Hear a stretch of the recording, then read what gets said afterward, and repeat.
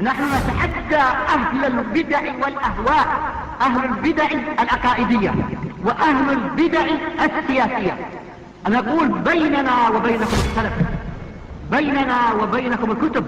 كان أحمد يقول البدع بيننا وبينكم الجنائز.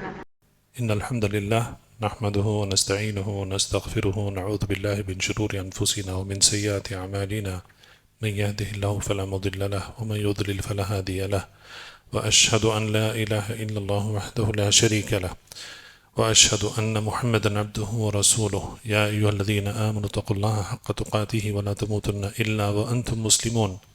يا أيها الناس اتقوا ربكم الذي خلقكم من نفس واحدة وخلق منها زوجها وبث منهما رجالا كثيرا ونساء، واتقوا الله الذي تساءلون به والأرحام إن الله كان عليكم رقيبا. يا أيها الذين آمنوا اتقوا الله وقولوا قولا سديدا يصلح لكم أعمالكم ويغفر لكم ذنوبكم، ومن يطع الله ورسوله فقد فاز فوزا عظيما.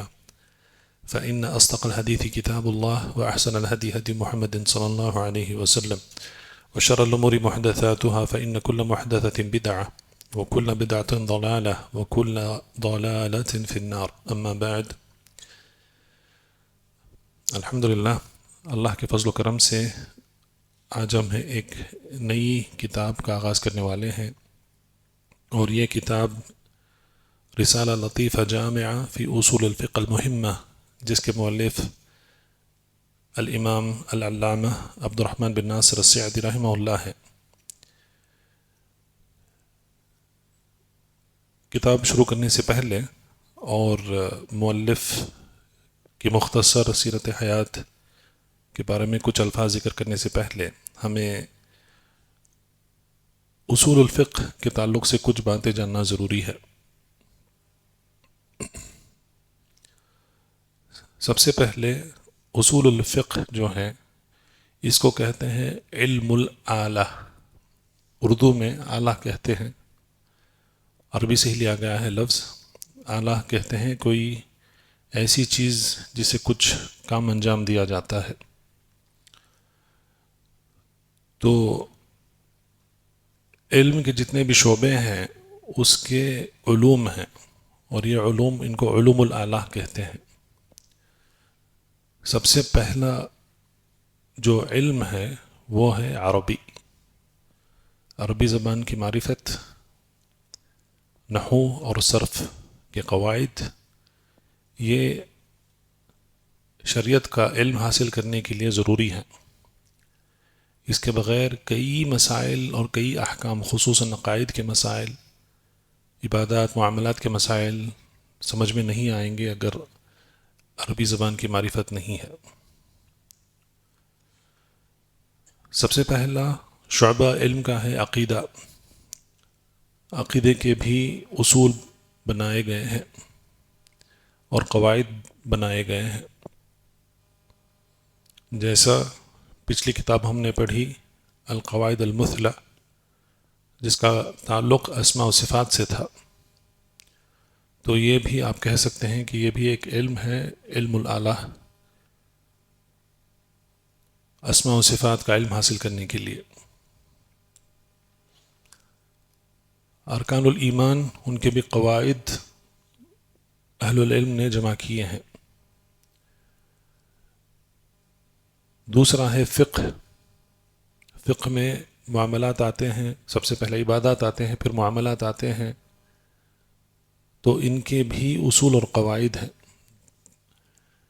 تو فقہ کو سمجھنے کے لیے اصول کی معرفت ضروری ہے، جو رسالہ ہمارے ساتھ ہے اس میں اس کے بنیادی اور ابتدائی مسائل اس میں بیان کیے گئے ہیں، اور فقہ کے قواعد ہیں، ان کو القواعد الفقہیہ کہتے ہیں۔ العلامہ عبد الرحمن بن ناصر السعدی رحمہ اللہ، ان کی بھی ایک کتاب ہے القواعد الفقہیہ کے نام سے۔ تو یہ جو اصول اور قواعد ہیں یہ فقہ کے مسائل، سب سے پہلے ان سے احکام نکالنے کے لیے اور ان مسائل کو اچھی طریقے سے سمجھنے کے لیے یہ مدد کرتے ہیں۔ تفسیر ہے، تفسیر کے بھی اصول ہیں، ابن تیمیہ رحمہ اللہ انہوں نے مقدمۃ فی اصول التفسیر کے نام سے انہوں نے ایک رسالہ لکھا ہے. اس میں انہوں نے تفسیر کے اصول جمع کیے ہیں، اور قرآن کے لیے اہل العلم نے علوم القرآن کے نام سے انہوں نے کچھ آپ کہہ سکتے ہیں کہ قواعد جمع کیے ہیں. اس میں امام سیوطی کی کتاب ہے الاتقان، اور ایک اور کتاب ہے البرہان. یہ مشہور کتابیں ہیں جو علوم القرآن سے تعلق رکھتی ہیں. تو اگر آپ کے پاس علوم القرآن کی معرفت ہے اور اصول تفسیر کا علم ہے تو آپ کو قرآن سمجھنے میں آسانی ہوتی ہے. اسی طریقے سے حدیث ہے. حدیث کے متعلق بھی علماء اہل حدیث نے انہوں نے اصول اور اس کے مصطلحات جمع کیے ہیں، جس کو مصطلح الحدیث کے نام سے تعبیر کیا جاتا ہے. تو مصطلح الحدیث جب آپ پڑھتے ہیں تو آپ کو پتہ چلتا ہے کہ خبر کیا ہے، حدیث کیا ہے، اثر کیا ہے، احادیث کے مراتب کیا ہیں، حدیث متواتر کا معنی کیا ہے، متواتر حدیث کب ہوتی ہے، حدیث صحیح کیا ہوتی ہے، اس کے شروط کیا ہیں حدیث کے صحیح ہونے کے لیے، حسن کیا ہے، ضعیف کیا ہے، ضعیف کے اقسام کیا ہے. یہ ان کا مصطلح الحدیث سے ان کا تعلق ہے. پھر ایک اور شعبہ ہے علوم الحدیث میں، اس کو کہتے ہیں اسماء الرجال. روات جن کے نام اسانید میں ذکر کیے جاتے ہیں ان کے متعلق ان کا بیان ہوتا ہے. طبقات ہیں، صحابہ، تابعین، تبع تابعین، ان سے جو علم لیتے ہیں اور محدثین تک وہ سند پہنچتی ہے. تو وہ روات کون تھے، ان کا نام کیا تھا، ان کے والد کا نام کیا تھا، ان کے دادا کا نام کیا تھا، ان کے قبیلے کا نام کیا تھا، وہ کہاں پیدا ہوئے، ان کی وفات کہاں ہوئی، ان کے شیوخ کون ہیں، کہاں سے انہوں نے احادیث لی اور اس کی روایت کی، ان کے تلامید کون ہیں جنہوں نے ان سے روایت کی، اور محدثین کے نزدیک ان کا رتبہ کیا ہے. کیا یہ راوی ثقہ ہے، اسے روایت کی جا سکتی ہے حدیث یا نہیں کی جا سکتی ہے، یا یہ راوی ضعیف ہے، اگر ضعیف ہے تو کس اعتبار سے ضعیف ہے، کیا جھوٹا ہے، متروک ہے. تو ایسے جو احکام ہیں جو راویوں سے ان کا تعلق ہے تو یہ اسماء الرجال میں یہ بیان کیے جاتے ہیں. تو اصول الفقہ ایک علم ہے جس کو علم الاعلیٰ کہتے ہیں، اور یہ صرف فقہ یعنی فقہی مسائل، عبادات، معاملات، جنایات، فقہ الاسرہ، اس کے لیے ہی اس کی ضرورت نہیں ہے، بلکہ قرآن اور حدیث کو سمجھنے کے لیے بھی اس کی ضرورت پڑتی ہے. تو اسی لیے علماء کہتے ہیں کہ جس نے اصول الفقہ کا علم حاصل کر لیا تو وہ علماء کی صف میں آ کے کھڑا ہو جاتا ہے. جس کے پاس اصول الفقہ کا علم نہیں ہے تو اس کے لیے بہت ہی زیادہ مشکل ہے کہ وہ قرآن اور حدیث کو سمجھے، صحابہ کے اقوال کو سمجھے. وہ صحیح طریقے سے اس کو سمجھ نہیں پائے گا. اور اصول الفقہ کا تعلق بہت گہرا تعلق ہے عربی سے. تو جس کو عربی نہیں آتی ہے وہ اصول الفقہ نہیں سمجھ پائے گا. اسی لیے جو ہم یہ رسالہ پڑھنے جا رہے ہیں، یہ رسالہ جو ہے بہت ہی زیادہ مختصر ہے اصول الفقہ کے باب میں. اس میں مؤلف رحمہ اللہ انہوں نے بہت ہی بنیادی اصول الفقہ کے مسائل انہوں نے یہاں پر ذکر کیا ہے، اور یہ صرف ایک آپ کہہ سکتے ہیں کہ ایک مختصر سی معرفت ہے کہ اصول الفقہ کیا ہے، اصول الفقہ کون کون سے ابواب کا اس کا تعلق ہے، اس میں کون سے مسائل بیان کیے جاتے ہیں اور کس طریقے سے اس کو بیان کیے جاتے ہیں، وغیرہ وغیرہ. تو یہ جو رسالہ ہے اس میں مؤلف رحمہ اللہ انہوں نے جو عربی کے متعلق جو اصول الفقہ کے ابواب ہیں انہوں نے اس میں اس کو ذکر نہیں کیا ہے. گفتگو شروع ہوتی ہے اصول الفقہ میں مثلا مطلق ہے، مقید ہے، خاص ہے، عام ہے، مبہم ہے، مؤول ہے، ایسے کئی ابواب ہیں جن کا تعلق عربی سے ہے، تو انہوں نے اس کو ذکر یہاں پر نہیں کیا ہے. العلامہ عبد الرحمن بن ناصر السعدی ان کے تلمید شیخ محمد بن صالح العثیمین رحمہ اللہ انہوں نے کتاب لکھی ہے الاصول من علم الاصول. یہ 12ویں کلاس کے اسٹوڈنٹس کے لیے کتاب لکھی گئی ہے. اس میں انہوں نے ان ابواب کا انہوں نے اس میں ذکر کیا ہے کہ مطلق کیا ہوتا ہے، مقید کیا ہوتا ہے، خاص کیا ہوتا ہے، عام کیا ہوتا ہے الی آخرہ. تو ہم اگر اس کتاب کو ہم پڑھ رہے ہیں انشاءاللہ اللہ سے دعا ہے کہ اللہ پڑھانے اور پڑھنے میں آسانی عطا فرمائے، تو اس میں ہمیں صرف ایک بنیاد مل سکتی ہے کہ اصول الفقہ کا دائرہ کیا ہے اور اس میں کون سے مسائل اس میں شامل ہوتے ہیں. اصول الفقہ کہتے ہیں اہل العلم، اب یہ ایک تخصص بن گیا ہے، یعنی کہ ایک اسپیشلائزیشن ہے. اس میں فقہ میں بھی اصول میں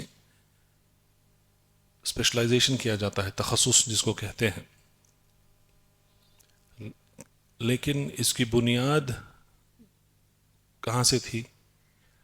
اس کی شروعات نبی کریم صلی اللہ علیہ وسلم کے زمانے میں سے تھی. دیکھیے نبی کریم صلی اللہ علیہ وسلم بار بار یہ بات آ رہی ہے کہ عربی جو ہے وہ فصیح زبان ہے، اور اس زمانے کے جو عرب تھے وہ بہت فصیح زبان بولا کرتے تھے، اور اس میں سے نبی کریم صلی اللہ علیہ وسلم کہتے ہیں علماء کہ افصح من نطق بالکلام. ایک تو عربی ہے، عربی فصیح ہے، اس میں سے نبی کریم صلی اللہ علیہ وسلم کی جو فصاحت تھی عربی میں وہ سب سے اونچی تھی، سب سے اعلیٰ مرتبے کی تھی. تو اسی لیے کہتے ہیں کہ آدم علیہ السلام کے بچوں میں سے جتنے بھی آدمی آئے ہیں ان میں سے سب سے فصیح زبان نبی کریم صلی اللہ علیہ وسلم کی زبان تھی. ان سے فصیح کوئی نہیں ہو سکتا ہے، نہ ان سے پہلے کوئی تھا، نہ ان سے بعد صلی اللہ علیہ وسلم کے بعد کوئی اس طریقے سے فصاحت کے ساتھ کلام کرنے والا آئے گا. تو اسی لیے کہتے ہیں کہ نبی کریم صلی اللہ علیہ وسلم افصح الناس من نطق بالکلام. صحابہ وہ جانتے تھے جب وہ کوئی حکم سنتے تھے، جب وہ کوئی آیت سنتے تھے، اور جب وہ کوئی حدیث سنتے تھے تو ان کے پاس یہ قابلیت تھی کہ اس کو بغیر کوئی واسطے کے وہ اس کا حکم سمجھ لیں. جب نبی کریم صلی اللہ علیہ وسلم کہتے خذوا عنی مناسککم، یا اگر کہتے صلوا کما رأیتمونی اصلی، تو وہ جانتے تھے کہ یہاں پر جو حکم دیا جا رہا ہے، جو فعل استعمال ہوا ہے صیغہ امر ہے، خذو صلو، اس کا مطلب ہے کہ یہ واجب ہے.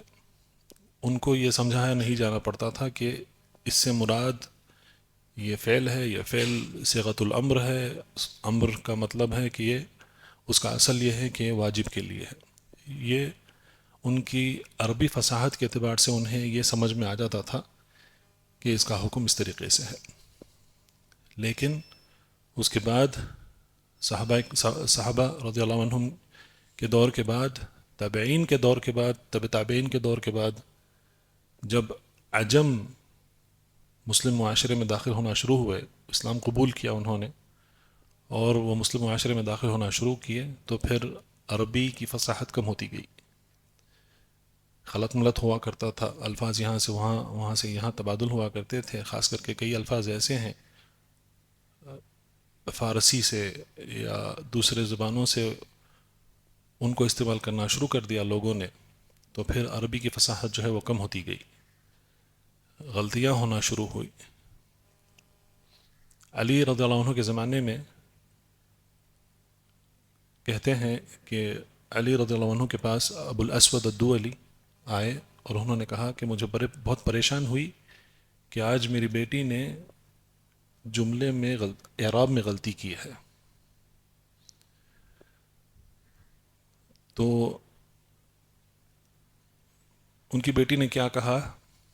ما اجمل السمائی، اس میں اعراب کی غلطی ہے، جبکہ جملہ ہونا چاہیے ما اجمل السماء، ایسا ہونا چاہیے، یہ صحیح معنی صحیح جملہ ہے اعراب کے اعتبار سے۔ بچی نے اعراب میں غلطیاں کی، تو اسے ابو الاسود الدؤلی رحمہ اللہ ان کو پریشانی ہوئی کہ بچی کی فصاحت جو ہے وہ چلی گئی ہے، چھوٹا سا جملہ ہے، معمولی سا جملہ ہے، 3 لفظ ہیں اس میں، لیکن اس میں اس نے غلطی کی۔ تو علی رضی اللہ عنہ نے ابو الاسود الدؤلی کو منتخب کیا کہ آپ جائیں نحو کے سارے جو مسائل ہیں قواعد ہیں ان کو جمع کریں۔ تو وہاں سے شروعات ہوئی، کہتے ہیں اہل العلم کہ وہاں سے شروعات ہوئی نحو کے قواعد کو جمع کرنے۔ اس کے بعد ان کے بعد کئی علماء آئے، جیسے کہ ابن مالک، ابن عقیل، یہ سب آئے، تو انہوں نے الاسمعی، اور ان میں سے امام شافعی بھی ہیں، تو انہوں نے کیا کیا، انہوں نے نحو کے قواعد یعنی کہ عربی کے اعراب اور دوسرے جو قواعد ہیں اس کو انہوں نے جمع کیا۔ کلام کیا ہے، کلام کے اقسام کیا ہیں، اعراب کیا ہے، اعراب کتنے قسم کے ہیں، وہ سب انہوں نے جمع کیا۔ اور پہلے جو ہے نحو میں ہی صرف کو شامل کیا جاتا تھا، صرف کو نحو سے الگ نہیں کیا جاتا تھا، لیکن بعد میں یہ بھی ضرورت پڑی کہ صرف کو بھی الگ کیا جائے۔ تو آج جو ہم پڑھتے ہیں عربی کے جو قواعد ہیں وہ نحو کے قواعد ہوتے ہیں اور صرف کے قواعد ہوتے ہیں۔ تو عموماً نحو کا تعلق کلمات اور جملوں سے ہوتا ہے، صرف کا تعلق صرف کلمات سے ہوتا ہے، اسم ہے، فعل ہے، اسم کا صرف کیا ہے، مفرد ہے، مثنیٰ ہے، جمع ہے، مذکر ہے، مؤنث ہے، اسم تفضیل ہے۔ اس طریقے سے اسم کا صرف ہوتا ہے، اور پھر فعل کا صرف ہوتا ہے، فعل ماضی ہے، فعل مضارع ہے، فعل امر ہے۔ فعل مضارع منصوب کب ہوتا ہے، فعل مضارع مجزوم کب ہوتا ہے، تو وہ ایسے کئی مثالیں ہیں، مجرد ہے، مزید فیہی ہے، تو یہ سب ان کا تعلق صرف سے ہوتا ہے۔ تو کہنے کا مطلب یہ ہے کہ جب اس طریقے کی تبدیلیاں آنا شروع ہوئیں عربی زبان میں، اور یہ ضرورت پڑی کہ عربی زبان کے قواعد جو ہیں ان کو جمع کیا جائے، ان کو محفوظ کیا جائے، تاکہ لوگ عربی میں غلطیاں نہ کریں، کیونکہ یہ غلطیاں جو ہیں اگر قرآن اور حدیث میں کی گئیں تو پھر معنی بدل جاتے ہیں، اور معنی اگر بدل گئے تو احکام بدل جاتے ہیں۔ اور دیکھا گیا ہے کہ جو فتنہ پسند گمراہ فرقے ہیں انہوں نے یہ کوشش بھی کی ہے کہ اعراب کو بدل دیں، جیسا کہ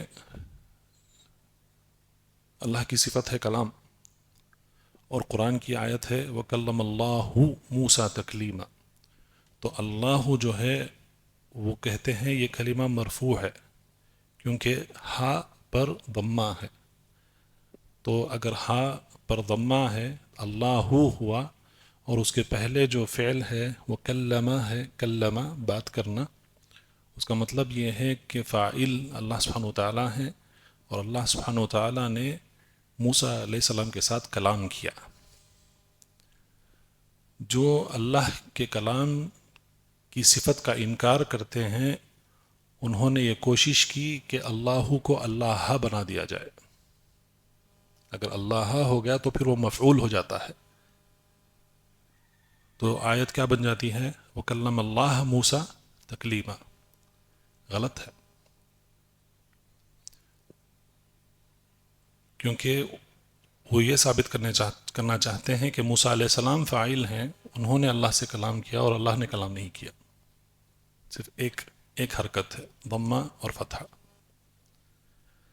تو اس طریقے کی کوششیں کی گئی ہیں، لیکن سبحان اللہ، اللہ نے قرآن کی حفاظت کی ذمہ داری لی ہے، تو وہ ان کی کوشش جو ہے وہ ناکامیاب رہی۔ تو کہنے کا مطلب یہ ہے کہ اصول الفقہ اس کا تعلق عربی سے ہے، اور اصول الفقہ سب سے پہلے میں آپ سے کہہ رہا تھا کہ یہ نبی کریم صلی اللہ علیہ وسلم کے زمانے میں یہ تھا، صحابہ کے زمانے میں اس کے بنیادی جو مسائل ہیں یہ سب ہوا کرتے تھے، لیکن ان کی عربی کی فصاحت کی وجہ سے ان کو یہ سب بتانے کی ضرورت نہیں پڑتی تھی۔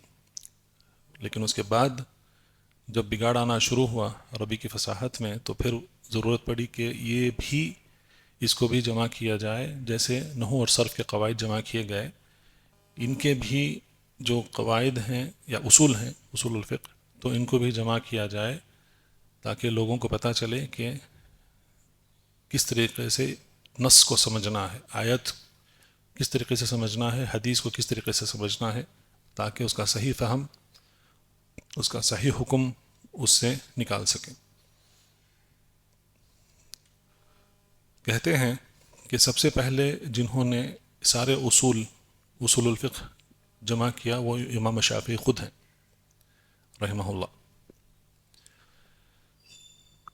امام شافعی رحمہ اللہ وہ مکی ہیں، مکہ میں ان کی پیدائش ہوئی، اور پھر وہ وہاں پر پلے بڑھے، اور پھر مکہ میں جو علماء تھے حرمین مسجد الحرام میں، پہلے انہوں نے وہاں پر علم حاصل کیا، پھر اس کے بعد وہ عراق گئے، عراق میں کوفہ میں ابو حنیفہ رحمہ اللہ ان کے تلامید ان کے پاس انہوں نے علم حاصل کیا،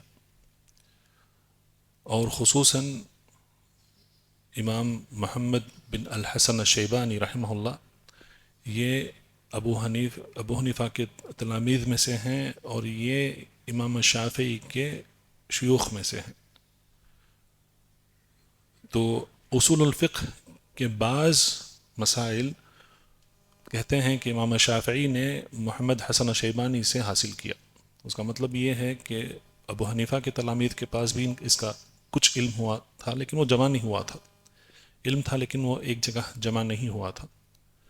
اور اس کا مطلب یہ ہے کہ ابو حنیفہ نے ان کا بھی ان کے پاس اس اصول الفقہ کا علم تھا ان کے پاس۔ اور یہ معروف بات ہے کہ حنفی مذہب کی جو بنیاد ہے وہ بنیاد عبداللہ بن مسعود نے رکھی تھی۔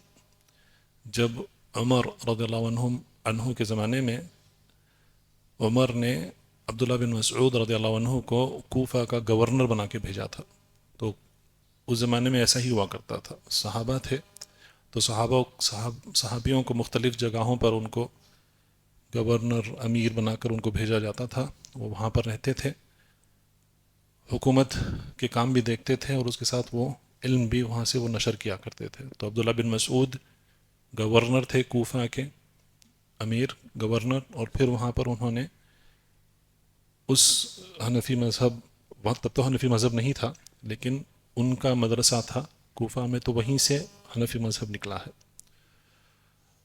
تو خلاصہ یہ ہے کہ امام شافعی رحمہ اللہ انہوں نے اصول الفقہ انہوں نے جمع کیا ہے پہلی، اور ان کی کتاب ہے الرسالہ، الرسالہ کے نام سے انہوں نے اصول الفقہ کی کتاب جمع کی۔ اور انہوں نے جس طریقے سے کتاب کو جمع کیا ہے الرسالہ، یقیناً اس میں مسائل جو ہیں وہ سارے عربی کے ہی مسائل ہیں، اور انہوں نے ان کے زمانے میں جو مناسب تھا اس طریقے سے انہوں نے الرسالہ میں اصول الفقہ کے مسائل کو انہوں نے جمع کیا ہے۔ امام شافعی کے بعد اصول الفقہ اہل الکلام کے ہاتھ لگ گیا۔ اہل الکلام آپ جانتے ہیں یہ عقل کو نقل پر تقدیم کرتے ہیں۔ نقل کیا ہے؟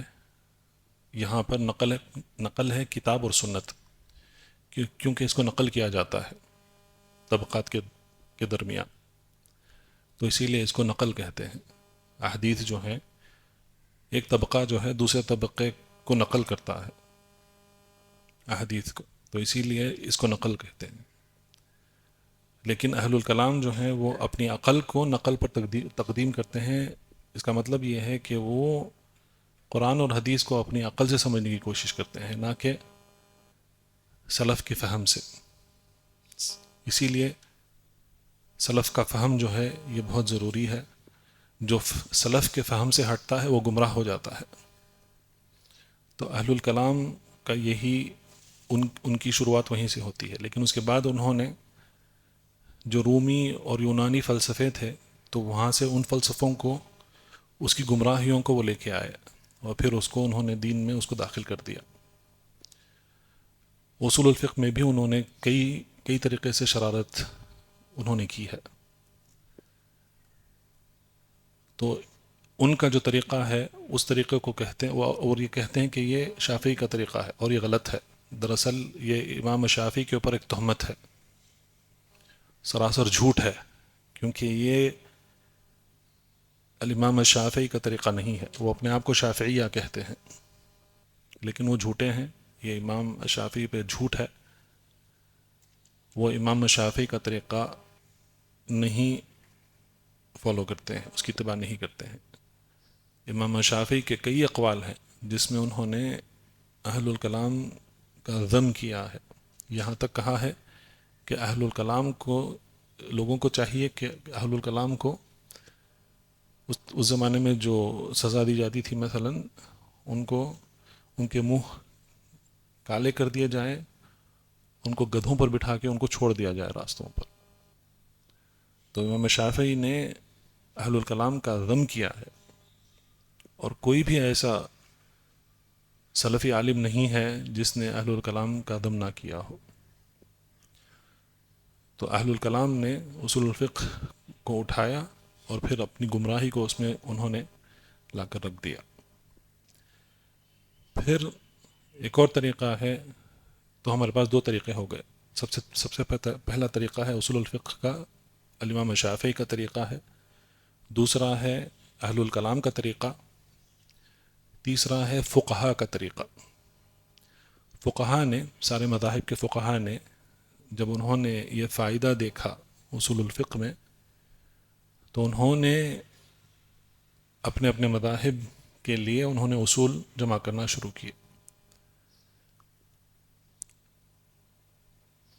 مالکی مذہب، شافعی مذہب اور حنبلی مذہب، ان تین مذاہب کے درمیان عموماً اصول الفقہ میں اتنا زیادہ اختلاف نہیں ہے جتنا ان تینوں مذاہب کا حنفی مذہب کے ساتھ اختلاف ہے،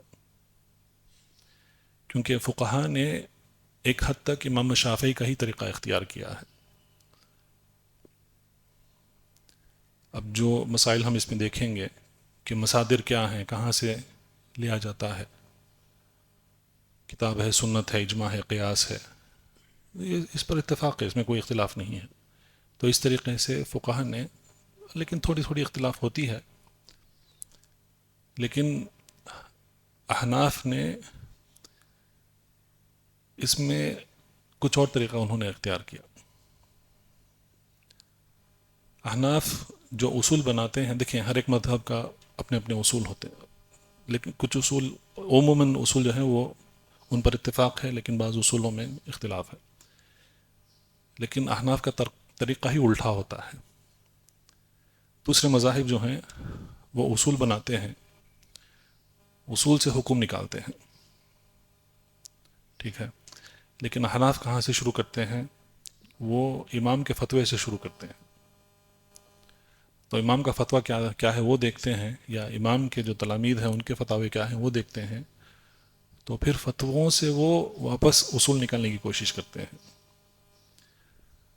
تو موٹی اگر مثال دیں تو دوسرے فقہا جو ہیں ون وے ہے، راستہ ون وے ہے، تو وہ ون وے میں صحیح طریقے سے جاتے ہیں، لیکن احناف جو ہے وہ نو انٹری مارتے ہیں، تو ان کا الٹا طریقہ ہے۔ تو اسی لیے احناف دوسرے مذاہب کا بہت بہت کئی مسائل میں ان کا اختلاف ہوتا ہے. اس کا یہی ایک سبب ہے. اس کا دوسرے مذاہب نص ہے، کتاب ہے، سنت ہے، اجماع ہے، قیاس ہے، اس کو اپلائی کرتے ہیں، پھر اس سے حکم نکالتے ہیں. لیکن احناف جو ہے الٹے آتے ہیں.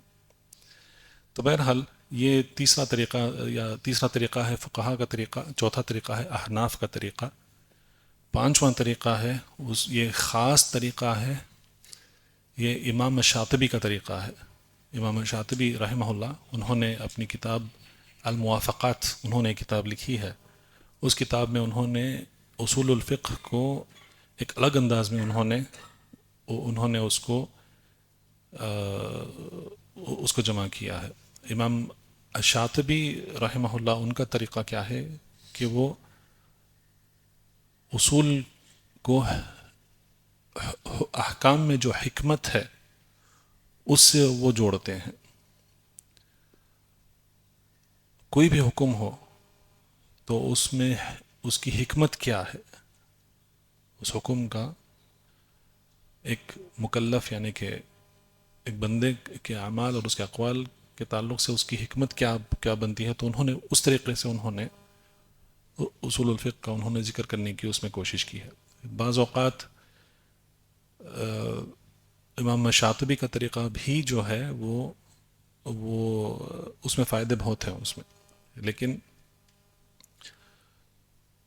اب جو اصول الفقہ ہم فقہ کے لیے جو پڑھتے ہیں وہ کہا جا سکتا ہے کہ امام شافعی اور فقہا کا طریقہ ہے. لیکن اس میں ایک بات جان لینا بہت ضروری ہے کہ اہل الکلام نے جو اہل الفقہ میں جو فتنہ مچایا ہے اور انہوں نے جو گمراہیاں اس میں لا کر اس میں ملائی ہیں، اس کے اثرات سے بہت کم لوگ بچے ہیں. یہاں تک کہ فقہا بھی اہل الکلام کی کچھ باتوں سے متاثر ہوئے ہیں اور وہ غلطیاں دکھائی دیتی ہیں ان کی کتابوں میں، خاص کر کے اسماء و صفات کے تعلق سے. اس میں جو تعویل جس طریقے سے کرتے ہیں تو اس میں اہل الکلام کے اثرات وہاں پر نظر آتے ہیں. تو اسی لیے اصول الفقہ جو ہے وہ ایک عالم، ایک راسخ، ایک مربی، اس کے پاس پڑھنا ضروری ہے اصول الفقہ، تاکہ یہ پتہ ہی نہیں چلتا ہے کہ کس طریقے سے وہ اپنا زہر جو ہے وہ اس میں گھول دیتے ہیں. مثال کے طور پہ آج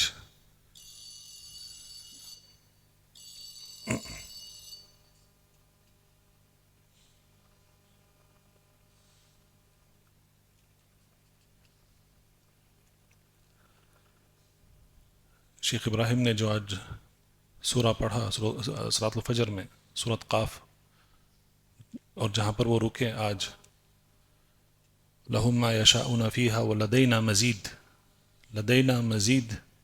اب آپ وہ سارے آیات پڑھیں گے تو ظاہری معنی یہ بنتا ہے کہ متقین کے لیے جنت تیار کی گئی ہے اور انہیں جو وہ چاہیں گے وہ ان کو ملے گا اور اس سے زیادہ ملے گا. وَلَدَيْنَا مزید، اور ہمارے پاس اس سے بھی زیادہ ہے. تو اگر آپ دیکھیں گے جو اہل الکلام ہیں اور ان کے ساتھ معتزلہ وغیرہ ایسے جو گمراہ فرقے ہیں، وہ اس آیت کا معنی وہی کہتے ہیں کہ جنت میں جنتیوں کے لیے کئی قسم کی نعمتیں ہیں اور اللہ تعالیٰ کے پاس اس سے بھی زیادہ ہے. یعنی کہ وہ اس کا معنی جنت کے نعمتوں تک وہ روک دیتے ہیں. لیکن سلف کی جو تفسیر ہے وہ یہ ہے کہ لدینا مزید سے مراد اللہ سبحانہ وتعالیٰ کی رؤیت ہے. جنت میں مومنون کا اللہ سبحانہ وتعالیٰ کو دیکھنا اپنے آنکھوں سے، یہ اس سے مراد ہے.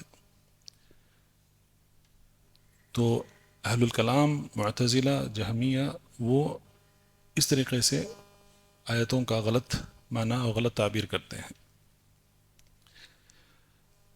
تو ایسے کئی، یہ صرف ایک مثال تھی، لیکن ایسے کئی مثالیں ہیں جس سے خاص کر کے اصول الفقہ میں ہمیں ان سے بچنا چاہیے.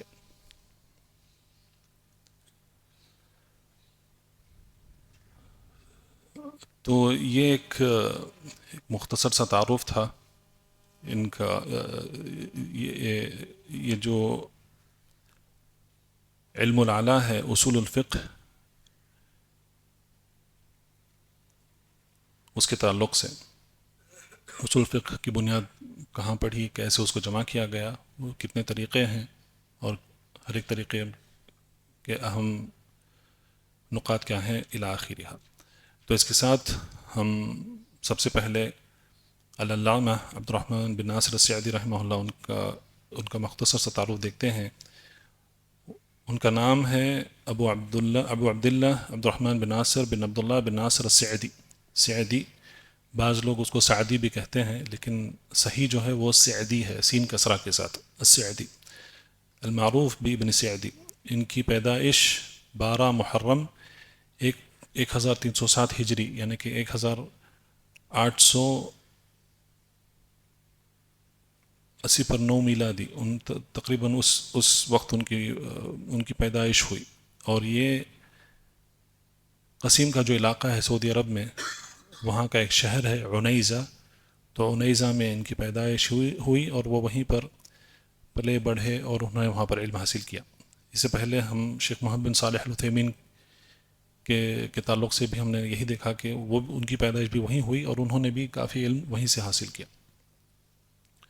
اور کہتے ہیں کہ امام عبد الرحمن بن ناصر السعدی رحمہ اللہ جب انہوں نے پڑھانا شروع کیا تو ان کی عمر 23 سال کی تھی.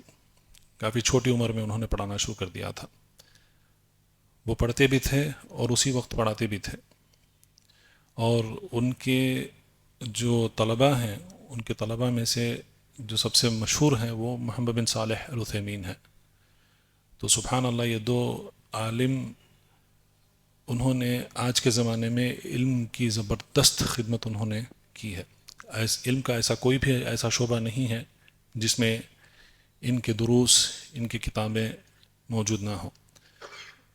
امام السعدی رحمہ اللہ، ان کی سب سے مشہور کتاب ہے تیسیر الکریم الرحمن، جو تفسیر ہے ان کی، جس کو تفسیر السعدی کے نام سے مشہور ہو گئی ہے. اور میرے خیال سے یہ کئی زبانوں میں یہ تفسیر اس کا ترجمہ ہوا ہے. تو یہ ان کی سب سے مشہور کتاب ہے. لیکن علامہ عبد الرحمن بن ناصر السعدی، ان کی کتابیں صرف تفسیر میں ہی نہیں ہیں، تفسیر کے قواعد کے تعلق سے انہوں نے بھی ایک کتاب لکھی ہے القواعد الحسان کے نام سے، جس میں انہوں نے 100 سے زیادہ انہوں نے قاعدے ذکر کیے ہیں جو قرآن کو سمجھنے میں مدد کرتے ہیں. پھر عقیدے پر ان کی کتابیں ہیں، عقیدہ، فقہ، تفسیر، حدیث، اور کئی انہوں نے ایسی بہت فائدہ مند انہوں نے کتابیں انہوں نے لکھی ہیں. وہ سارا مجموعہ جو ہے میں سمجھتا ہوں تقریباً وہ 35 یا 36 کتابوں کا ایک مجموعہ ہے. ان کے ساری مؤلفات کو اس میں جمع کیا گیا ہے.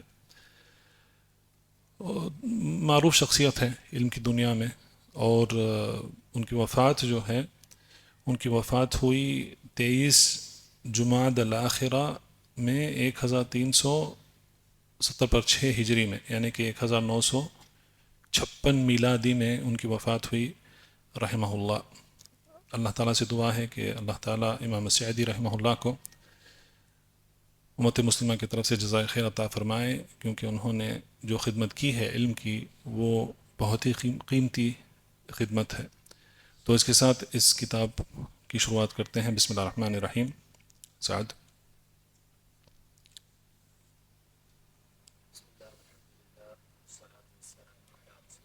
صلی اللہ علیہ وسلم.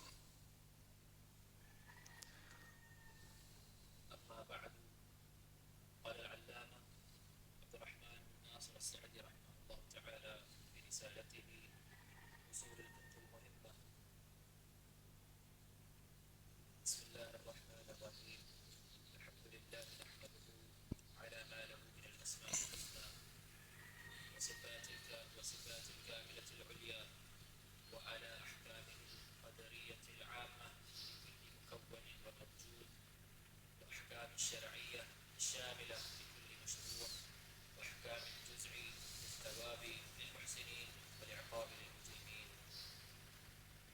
وأشهد أن لا إله إلا الله وحده لا شريك له في الأسماء والصفات والعبادة والأحكام. وأشهد أن محمدا عبده ورسوله الذي بين الحكم والأحكام ووضح الحلال والحرام وأصل الأصول وفصلها حتى استتم هذا الدين واستقام. اللهم صل وسلم على صلى الله عليه محمد وسلم. وعلى آله وأصحابه وأتباعه خصوصا العلماء الأعلام. أما بعد فهذه رسالة لطيفة في أصول الفقه سهلة الألفاظ واضحة المعاني معينة على تعلم الأحكام لكل متعمل معاني. نسأل الله أن ينفع بها جامعها وقارئها إنه جواد كريم. آمین. تو یہ مقدمہ ہے جس میں مؤلف رحمہ اللہ انہوں نے حمد و ثنا کے ساتھ شروع کیا اور نبی کریم صلی اللہ علیہ وسلم، ان کے آل، ان کے صحابہ پر انہوں نے درود بھیجا. یہ جو مقدمہ ہے اس کو علماء کہتے ہیں، اس کو براعۃ الاستحلال کہتے ہیں، اس کو براعۃ الاستحلال، کیونکہ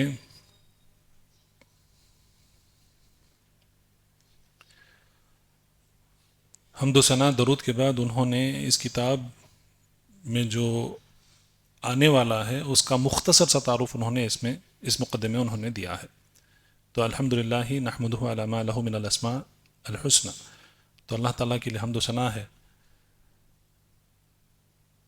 محبت کے ساتھ، شکر کے ساتھ، اور ہم اللہ تعالیٰ کا حمد بیان کرتے ہیں علی ما لہ من الاسماء الحسنى. کس لیے؟ کیونکہ اللہ سبحانہ وتعالیٰ کے نام جو ہیں وہ خوبصورت اور بہترین نام ہے. والصفات الکاملۃ العلیٰ، اور اللہ تعالیٰ کے جو صفات ہیں وہ کامل ہیں اور اعلیٰ صفات ہیں. وعلی احکامہ القدریہ العامہ لکل مکون و موجود، اور اللہ سبحانہ وتعالیٰ کے جو احکام ہیں وہ دو قسم میں بانٹے جاتے ہیں، قدریہ اور شرعیہ. تو دونوں احکام کے لیے ہم اللہ تعالیٰ کی حمد بیان کرتے ہیں. الاحکام القدریہ جو اللہ تعالیٰ کے حکم کے تابع ہیں اور اس میں کسی کا مداخلہ نہیں ہے. ہر ایک اس کون میں جو بھی موجود ہے وہ سب اللہ تعالیٰ کے اس احکام کے تابع ہے. وہ احکام ہی الشرعیہ الشاملہ لکل مشروع، یعنی کہ وہ احکام جو شرعیہ ہیں، شریعت سے ان کا متعلق ہے، اس کا تعلق ہے، اور اس میں مکلف کو یہ اختیار دیا گیا ہے کہ وہ چاہیں تو اس پر عمل کریں یا چاہے تو اس کو چھوڑ دیں اور اس کے عذاب کا مستحق ہو جائے اللہ تعالیٰ کے حکم کو چھوڑ کر. وَأَحْكَامِ الْجَزَاءِ بِالثَّوَابِ لِلْمُحْسِنِينَ، اور جو احسان کرتے ہیں ان کے لیے ثواب ہے. وَالْعِقَابِ لِلْمُجْرِمِينَ، اور جو مجرم ہیں، جو اللہ کے شرعی احکام پر یا شرعی احکام کی اطاعت نہیں کرتے ہیں، کی اتباع نہیں کرتے ہیں، تو ان کے لیے عقاب، یعنی کہ ان کے لیے پکڑ ہے، ان کے لیے سزا ہے. واشهد ان لا الہ الا اللہ وحدہ لا شریک لہ فی الاسماء والصفات والعبادۃ والاحکام، اور اللہ کے سوا کوئی معبود برحق نہیں ہے، لا شریک لہ، اور اللہ کا کوئی شریک نہیں ہے، فی الاسماء والصفات، اللہ کے ناموں میں اور اللہ کے صفات میں، والعبادۃ والاحکام، اور اللہ کی عبادت میں بھی اور اللہ کے احکام میں بھی کوئی اللہ کا شریک نہیں ہے.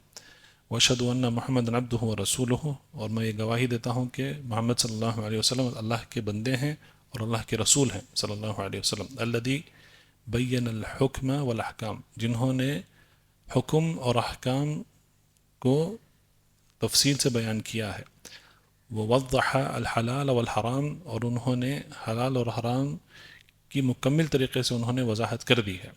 وَأَصَّلَ الْأُصُولَ وَفَصَّلَهَا، اور انہوں نے اصول کی تأصیل کی، یعنی کہ اصول کی بنیاد ڈالی اور ان کی تفصیل بیان کی. حتی استتم هذا الدین و استقام، یہاں تک کہ یہ دین مکمل ہو گیا، تمام ہو گیا، اور استقامت اس دین کے اندر داخل ہو گئی. اللہم صلی وسلم علی محمد وعلی آلہ وصحبہ واتباعہ، خصوصاً العلماء الاعلام. تو انہوں نے درود بھیجا نبی کریم صلی اللہ علیہ وسلم پر، ان کی آل پر، ان کے اصحاب پر، اور جو بھی ان کی اتباع کرتے ہیں. خصوصاً العلماء الاعلام، خاص کر کے وہ علماء جو مشہور ہیں، معروف ہیں. اما بعد، اس کے بعد کہتے ہیں کہ فہذہ رسالۃ لطیفۃ فی اصول الفقہ. یہ جو رسالہ ہے یہ مختصر سا رسالہ ہے، چھوٹا ہے. سہلۃ الالفاظ، اس کے جو الفاظ ہیں وہ آسان ہیں. واضحۃ المعانی، اور اس کے معنی جو ہیں وہ پورے واضح ہیں. معینۃ علی تعلم الاحکام، اور یہ مدد کرتے ہیں احکام کا علم حاصل کرنے کے لیے. لکل متأمل یا لکل متأمل معانی، اور جو بھی ان معنوں پر غور و فکر کرنا چاہتا ہے. اور انہوں نے کہا نسأل اللہ ان ينفع بها جامعها وقارئها، اللہ تعالیٰ سے دعا ہے کہ اللہ تعالیٰ اس سے نفع پہنچائے، اس کے جمع کرنے والے کو اور اس کے پڑھنے والے کو. انہ جواد کریم. تو یہ مقدمہ تھا. نعم.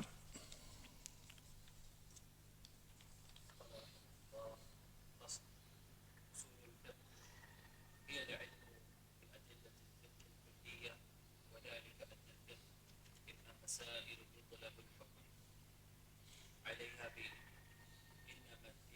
وذلك أن الفقه إما مسائل يطلب الحكم عليها بأحد الأحكام الخمسة، وإما دلائل يستدل بها على هذه المسائل. تو انہوں نے اصول الفقہ کا مختصر سا انہوں نے یہاں پر تعارف کروایا ہے. کہتے ہیں کہ اصول الفقہ کیا ہے؟ یا العلم بأدلة الفقہ الکلیہ، یہ ایک علم ہے جو فقہ کے جو دلائل ہیں، اور یہ دلائل جو ہیں یہ اس کو کہتے ہیں الادلہ الکلیہ، اس کا علم ہے. اس لیے ذالک ان الفقہ، اس لیے کہ فقہ کیا ہے؟ فقہ اما مسائل، فقہ کے مسائل ہوتے ہیں، یطلب الحکم علیہا، اس سے ان مسائل کا حکم طلب کیا جاتا ہے. بأحد الاحکام الخمسہ، کوئی ایک 5 احکام ہیں، ان 5 احکاموں میں سے کوئی ایک حکم اس مسائل کے تعلق سے طلب کیا جاتا ہے. اور یہ 5 احکام کیا ہیں؟ انہوں نے اس کے بعد کے فصل میں انہوں نے اس کی تفصیل بیان کی ہے. تو فقہ یہی ہے. کوئی بھی آیت ہو، کوئی بھی حدیث ہو، تو اس آیت میں اور اس حدیث میں حکم کیا ہے وہی دیکھا جاتا ہے. تو اصول الفقہ کا تعلق اسی سے ہے، کس طریقے سے کسی ایک آیت سے یا کسی ایک حدیث سے اس کا حکم نکالا جا سکتا ہے. تو اصول الفقہ کا موضوع یہی ہے. اور کہتے ہیں کہ وہ اما دلائل یستدل بها علی هذه المسائل، یا تو حکم طلب کرنا ہے، مسئلے کا حکم طلب کرنا ہے، یا ایک ایسی دلیل ہے جو ان مسائل کے لیے اس سے استدلال کیا جاتا ہے. تو یہی فقہ ہے. تو فقہ کا جو معنی بنتا ہے عربی میں وہ فہم نہیں ہے. دیکھیں، اس سے پہلے بھی یہ بات گزری ہے کہ عربی میں جو کلمات ہوتے ہیں، اگر ایک کلمہ ہے تو اس کا ایک معنی ہوتا ہے، اس کے مشابہت میں اگر کوئی ایک اور کلمہ ہے اس میں اس کا معنی ہوتا ہے، لیکن کچھ اور اس میں اضافہ ہوتا ہے. تو فقہ جو ہے وہ فہم ہے، اس میں یہ معنی بھی پایا گیا ہے. لیکن فقہ کے ساتھ جو اضافی معنی جو جڑا ہوا ہے وہ ہے، بعض علماء نے کہا ہے، اس کا میں آپ کو مختصر میں بتا رہا ہوں، وہ فہم ہے. فقہ کا مطلب ہے فہم سب سے پہلے. اب عربی میں دو لفظ ہیں، فہم ہے، فقہ ہے، تو دونوں کا ایک ہی معنی نہیں ہو سکتا ہے. یہ عربی کے قاعدے کے خلاف ہے. اگر ہم نے کہا فہم، بات سمجھ میں آ جاتی ہے کہ اس سے ہم اس کا فہم حاصل کر رہے ہیں. لیکن اگر ہم کہیں گے کہ اس کا فقہ ہے تو وہاں پر جو اضافہ ہوتا ہے وہ دو اعتبار سے ہوتا ہے. سب سے پہلے اضافہ ہوتا ہے اس کی دلیل کے تعلق سے. تو فقہ میں دلیل ہوتی ہے فقہ کے لیے، اور اس دلیل پر عمل ہوتا ہے. تو اس کا علم ہوتا ہے اور اس کا عمل ہوتا ہے، تو اسی لیے اس کو فقہ کہتے ہیں. تو فقہ فہم ہے، لیکن فہم کے ساتھ دلیل کو جاننا اور اس پر کس طریقے سے عمل کیا جاتا ہے وہ بھی جاننا، یہ فقہ بنتا ہے. یعنی کہ بہت مختصر سے طور سے موٹے موٹے الفاظ میں ہی یہ معنی فقہ کا بنتا ہے. تو اسی لیے انہوں نے کہا کہ یا تو حکم ہے، کوئی مسئلے کا حکم ہے، یا اس مسئلے کے لیے دلیل سے استدلال کس طریقے سے کیا جاتا ہے وہ فقہ کے معنی میں آتا ہے. فالفقہ ہوا معرفت المسائل والدلائل. تو فقہ کیا ہے؟ دلیل، مسائل اور اس کے دلیل کی معرفت. یہی فقہ کا مختصر سا معنی بنتا ہے. نعم.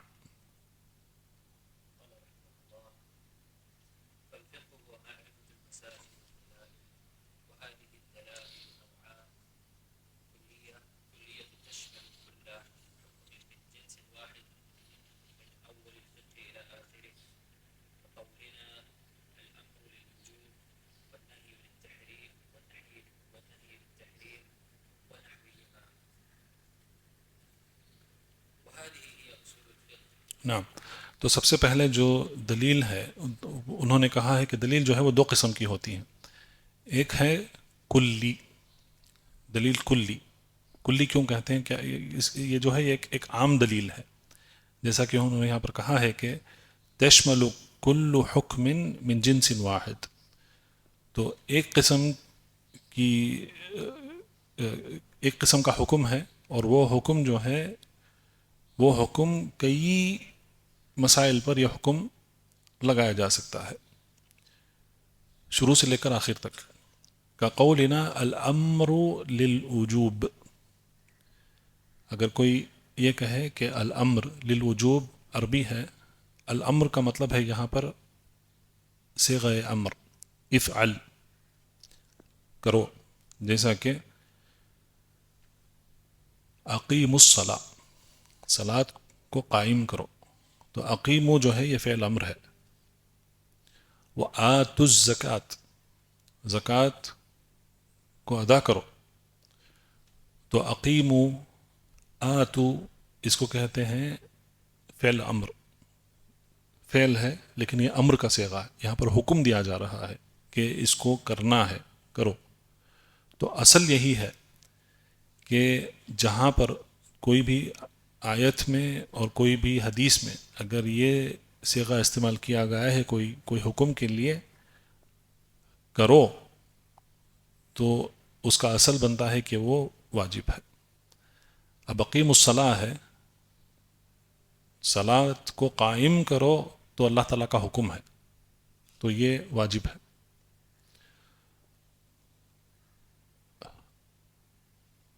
آتوا الزکوٰۃ، زکوٰۃ کو ادا کرو، یہ فعل امر ہے. تو جہاں پر بھی فعل امر کا صیغہ استعمال ہوتا ہے آیات میں اور حدیثوں میں، اس کا اصل یہ ہے کہ وہ واجب کے لیے ہے.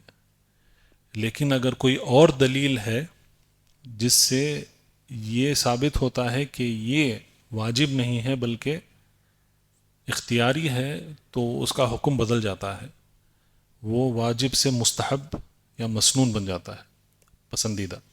یعنی کہ اس کی تفصیل آئے گی اگلے فصل میں. اور مؤلف رحمہ اللہ کہتے ہیں کہ وَالنَّحْيُ لِلتَّحْرِيمِ، اور نہیں جو ہے وہ تحریم کے لیے ہے. مثال کے طور پہ اگر یہ کہا جائے لا تقربوا الصلاۃ وانتم سکارى، لا تقربوا، تو وہاں پر یہ نہیں کا صیغہ ہے. لا جو ہے اس کو کہتے ہیں لا الناہیہ، نہیں کے لیے ہے، اور اس کا جو اصل ہے وہ لا تفعلوا کے وزن پہ آتا ہے.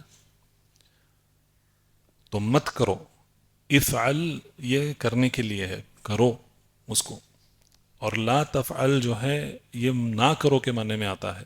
تو جہاں پر بھی آیات میں اور احادیث میں یہ کہا گیا ہے کہ مت کرو، تو اس کا اصل یہ ہے کہ وہ حرام کے لیے ہے۔ تو یہ بھی ہو سکتا ہے، یا جیسا کہ ایک آیت ہے وَلَا يَغْتَبْ بَعْضُكُمْ بَعْضًا، ایک دوسرے کی غیبت مت کرو، تو یہ بھی نہیں کے معنی میں آتا ہے، تو یہ سب حرام ہے۔ اور اگر کوئی دوسری دلیل ہے کہ جہاں پر نہیں آیا ہے لیکن وہ کیا گیا ہے، تو وہ پھر وہ مکروہ کا معنی لے لیتا ہے۔ مثال کے طور پہ کھڑے ہو کر پانی پینا، حدیث سے یہ منع کیا گیا ہے کہ ہم کھڑے ہو کر پانی پئیں، یہ اس کا اصل ہے، لیکن نبی کریم صلی اللہ علیہ وسلم کے بعض اعمال سے یہ پتہ چلتا ہے کہ آپ صلی اللہ علیہ وسلم نے کھڑے ہو کر پانی پیا، زمزم آپ صلی اللہ علیہ وسلم نے کھڑے ہو کر پیا، تو یہ حکم جو ہے یہ حکم بدل جاتا ہے تحریم سے مکروہ کی طرف، جیسا واجب کا حکم بدل جاتا ہے مستحب کی طرف، اسی طریقے سے حرام کا حکم بدل جاتا ہے مکروہ کی طرف۔ تو یہ جو احکام ہیں، واجب ہے، مستحب ہے، حرام ہے، مکروہ ہے، تو یہ ایک حکم ہے، لیکن اس کے تحت کئی مسائل اس کے تحت جمتے ہیں، عبادات میں، معاملات میں، فقہ الاسرہ میں، جنایات میں، عقیدے میں، کئی ایسے مسائل ہیں جو واجب ہیں، کئی مسائل ہیں جو مستحب ہیں، کئی مسائل ہیں جو حرام ہیں، کئی مسائل ہیں جو مکروہ ہیں، اور کئی مسائل ہیں جو مباح ہے۔ مباح نہ اس میں ثواب ہے، نہ اس میں عذاب ہے، یعنی کہ اس میں نہ گناہ ہے، نہ اس میں نیکی ہے، تو اس کو مباح کہتے ہیں۔ تو یہ جو احکام ہے، جو 5 احکام ہیں، اسی لیے ان کو کہتے ہیں کہ یہ 5 احکام کلی ہیں۔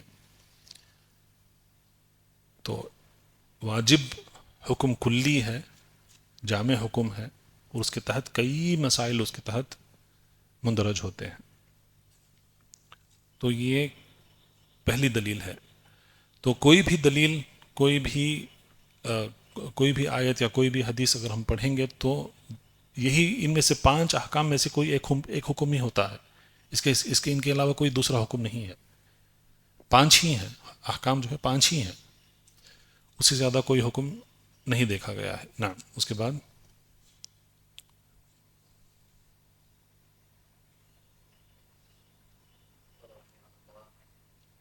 وأدلة جزئية تفصيلية تفترق إلى أن تبنى على الأدلة الكلية، وإذا تمت حكم على الأحكام بها، فالأحكام مضطرة إلى أدلتها التفصيلية، والأدلة التفصيلية مضطرة إلى الأدلة الكلية، وبهذا نعرف الضرورة والحاجة إلى معرفة أصول الفقه، وأنها معينة عليه، وهي أساس النظر والاجتهاد في الأحكام۔ نعم، تو دوسری قسم کی جو دلیل ہے وہ ہے جزئیہ تفصیلیہ۔ اس کا معنی کیا ہے کہ مؤلف رحمہ اللہ کہتے ہیں کہ تفتقر الی ان تبنى علی الادلہ الکلیہ، تو تفصیل ہے، کوئی ایک حکم کی تفصیل ہے، وہ تفصیل کیا ہے؟ وہ تفصیل جو کلی دلیل ہے اس کی محتاج ہے۔ تو کلی دلیل ہے، حکم ہے، واجب ہے، لیکن اس کی تفصیل بھی ہم دیکھنا ہے کہ کیوں یہ واجب ہو۔ ایک تو اس کا صیغہ ہے، افعال کے صیغے سے جو بنتا ہے وہ واجب ہے، لیکن بعض اوقات اس کی تفصیل بھی ہوتی ہے جس سے کوئی حکم جو ہے وہ واجب ہو سکتا ہے، تو وہ اس کا جز ہے اور اس کی تفصیل ہے، جزئیہ تفصیلیہ۔ اگر یہ دلیل مکمل ہو گئی تو اس کو اس کے مطابق اس کا حکم اسے دیا جاتا ہے۔ تو اسی لیے جو یہ دونوں دلیل ایک دوسرے کے اوپر ایک دوسرے سے متعلق ہیں. تو تفصیلی دلیل جو ہے وہ کلی دلیل کی محتاج ہے، اور کلی دلیل جو ہے وہ تفصیلی دلیل کا اس کا تعلق ہوتا ہے. تو ہمارے پاس واجب ہے، تو واجب ہے یہ کلی دلیل ہے، لیکن بعض اوقات کسی ایک مسئلے کو اگر ہم لیں گے تو پھر اس کا حکم تو بن جاتا ہے کہ وہ واجب ہے، لیکن اس کے ساتھ اس کی تفصیل سے بھی ہمیں سمجھنا پڑتا ہے کہ یہ کیوں واجب ہوا ہے. صرف صیغہ امر سے وہ واجب ہوا ہے یا کوئی اور طریقے سے اس کو واجب قرار دیا گیا ہے، تو اس کی تفصیل دلائل کے ساتھ اس کی تفصیل بیان کی جاتی ہے. تو اس کو کہتے ہیں ادلہ جزئیہ تفصیلیہ. تو یہ دونوں مل کر اصول الفقہ کے اصول الفقہ کا معنی دونوں میں پایا جاتا ہے. وبهذا نعرف الضرورة والحاجة إلى معرفة اصول الفقہ. تو اس سے ہمیں یہ پتہ چلتا ہے کہ ہمیں کیوں ضرورت ہے اصول الفقہ کا علم حاصل کرنا، اور کیوں ہم محتاج ہیں اصول الفقہ کے، تاکہ ہم ایک تو حکم جانیں اور حکم کی تفصیل بھی جانیں، ہم کہ کس طریقے سے وہ حکم اس خصوصاً اس مسئلے کے لیے کیوں یہ حکم لگایا جا رہا ہے اس پر. وَأَنَّهَا مُعِينَةٌ عَلَيْهَا. اور یہ اصول الفقہ جو ہیں یہ مدد کرتی ہیں. یہاں پر معینۃ مؤنث کا صیغہ استعمال ہوا ہے، کیونکہ اصول جو ہے وہ جمع اصل کا جمع ہے، اصل مفرد ہے، تو اصول اصل کا جمع ہے. تو اسی لیے یہ اصول جو ہیں یہ مدد کرتی ہیں ہمیں حکم اور اس کی تفصیل جاننے کے لیے. وَهِيَ اساس النظر والاجتہاد فی الاحکام. اور یہ اساس بنتی ہیں اجتہاد اور احکام کے لیے. اجتہاد کون کرتا ہے؟ مجتہد اجتہاد کرتا ہے، اور وہ اس سے حکم نکالتا ہے. تو اصول الفقہ کی جو تعریف ہے انہوں نے اس طریقے سے یہاں پر انہوں نے بیان کی ہے، اور فقہا نے اور اہل العلم نے جس طریقے سے اس کی تعریف بیان کی ہے، وہ کہتے ہیں کہ اصول الفقہ جو ہے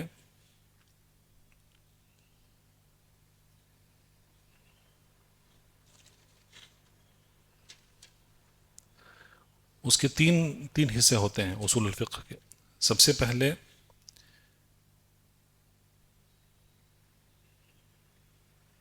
ادلۃ الفقہ الاجمالیہ، کہ کوئی بھی مسئلہ ہو تو اس کی دلیل جاننا کہ وہ اس مسئلے کی دلیل کیا ہے اور اجمالی دلیل کیا ہے. اب مثال کے طور پہ اقیم الصلاۃ جو ہے یہ حکم ہے، اس کا حکم کیا ہے؟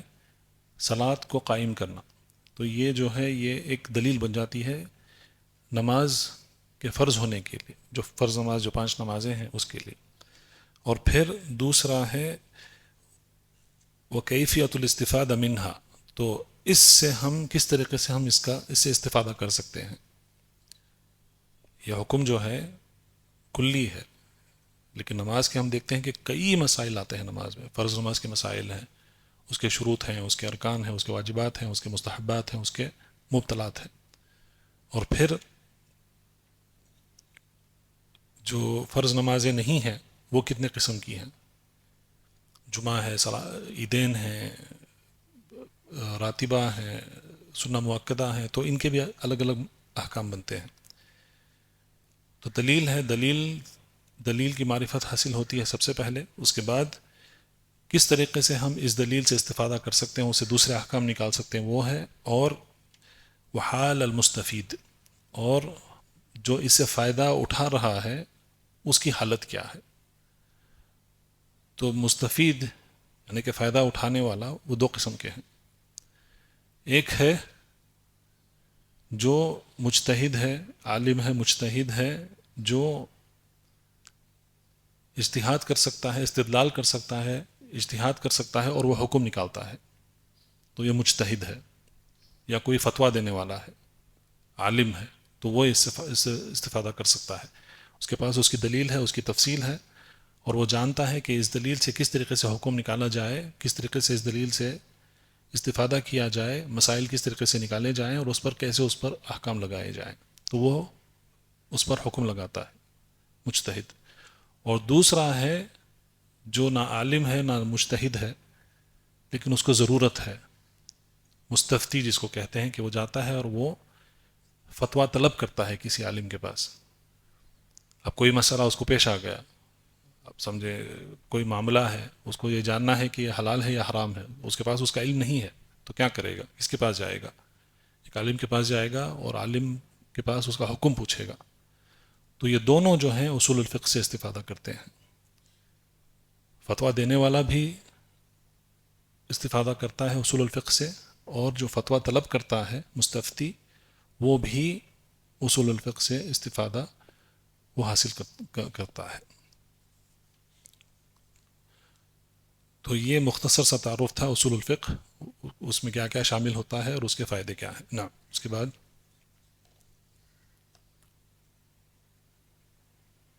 قال رحمه الله: فصل: الأحكام التي يدور عليها الفقه خمسة: الواجب الذي يثاب فاعله ويعاقب تاركه، الحرام ضده، والمسنون الذي يثاب فاعله ولا يعاقب تاركه، والمكروه ضده، والمباح مستوي الطرفين. نا تو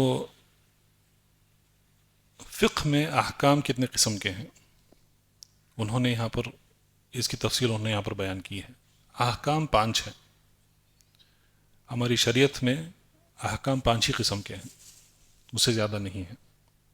سب سے پہلی قسم جو ہے جس پر فقہ کا دار و مدار ہے، الاحکام التی یدور الفقہ علیہا 5. فقہ کا دار و مدار جو ہے وہ 5 احکام کے اطراف ہے. سب سے پہلا ہے واجب. واجب اور اس کو علماء فرض بھی کہتے ہیں، لیکن احناف کے نزدیک فرض الگ ہے اور واجب الگ ہے. وہ کہتے ہیں کہ فرض وہ ہے جس کی دلیل واضح ہے. اب نماز کا حکم ہے قرآن اور حدیث میں، اقیم الصلاۃ، یہ فرض ہے، تو اسی لیے وہ کہتے ہیں کہ یہ فرض ہے. اور واجب جو ہے وہ یہ کہتے ہیں کہ یہ اس کا حکم اس طریقے سے واضح نہیں ہے جس طریقے سے فرض کا حکم ہے، تو اسی لیے وہ کہتے ہیں کہ یہ واجب ہے. مثال کے طور پہ وطر ہے، جو رات میں پڑھتے ہیں وطر کی نماز، حناف کہتے ہیں کہ یہ واجب ہے وطر. لیکن سارے مذاہب کے علماء نے ان کی مخالفت کی ہے، کہتے ہیں کہ نہیں ہو سکتا ہے، واجب نمازیں جو ہے 5 ہی ہیں، تو واجب اور فرض میں فرق نہیں ہے. لیکن احناف جو ہیں اس میں تو ان کے پاس 6 ہو جاتے ہیں احکام: فرض، واجب، حرام، فرض، واجب، مستحب، حرام، مکروہ اور مباح. لیکن جمہور کے نزدیک احکام جو ہے وہ 5 ہی ہیں. تو احناف یہاں پر بھی مخالفت کرتے ہیں دوسرے مذاہب کی. تو فرض یا واجب کیا ہے؟ یہاں پر مؤلف رحمہ اللہ انہوں نے کہا ہے کہ الذی یثاب فاعلہ ویعاقب تارکہ، اس کے کرنے والے کے لیے ثواب ہے اور اس کے چھوڑنے والے کے لیے گناہ ہے، پکڑ ہے، عقاب، یعنی کہ پکڑ میں آ جاتا ہے اور اس کو گناہ بھی ہو سکتا ہے، یعنی کہ اس کو عذاب بھی دیا جا سکتا ہے. تو یہ واجب ہے.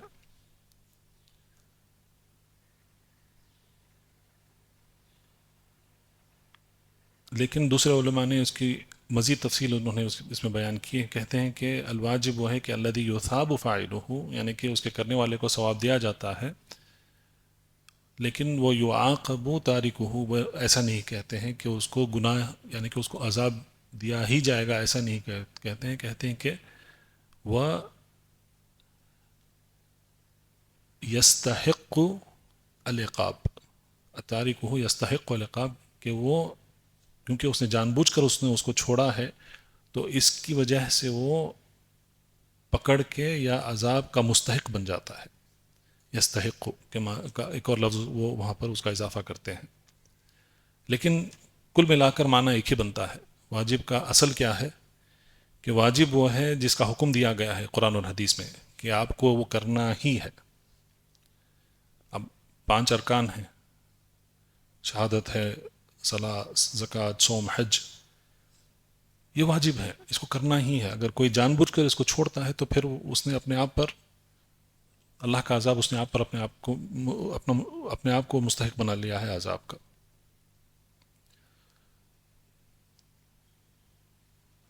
تو یہ واجب کا مختصر سا تعارف ہے. کرنے والے کو ثواب دیا جاتا ہے اور چھوڑنے والے عذاب کا مستحق بن جاتا ہے، گناہ کرتا ہے اور وہ اس عذاب کا مستحق بن جاتا ہے.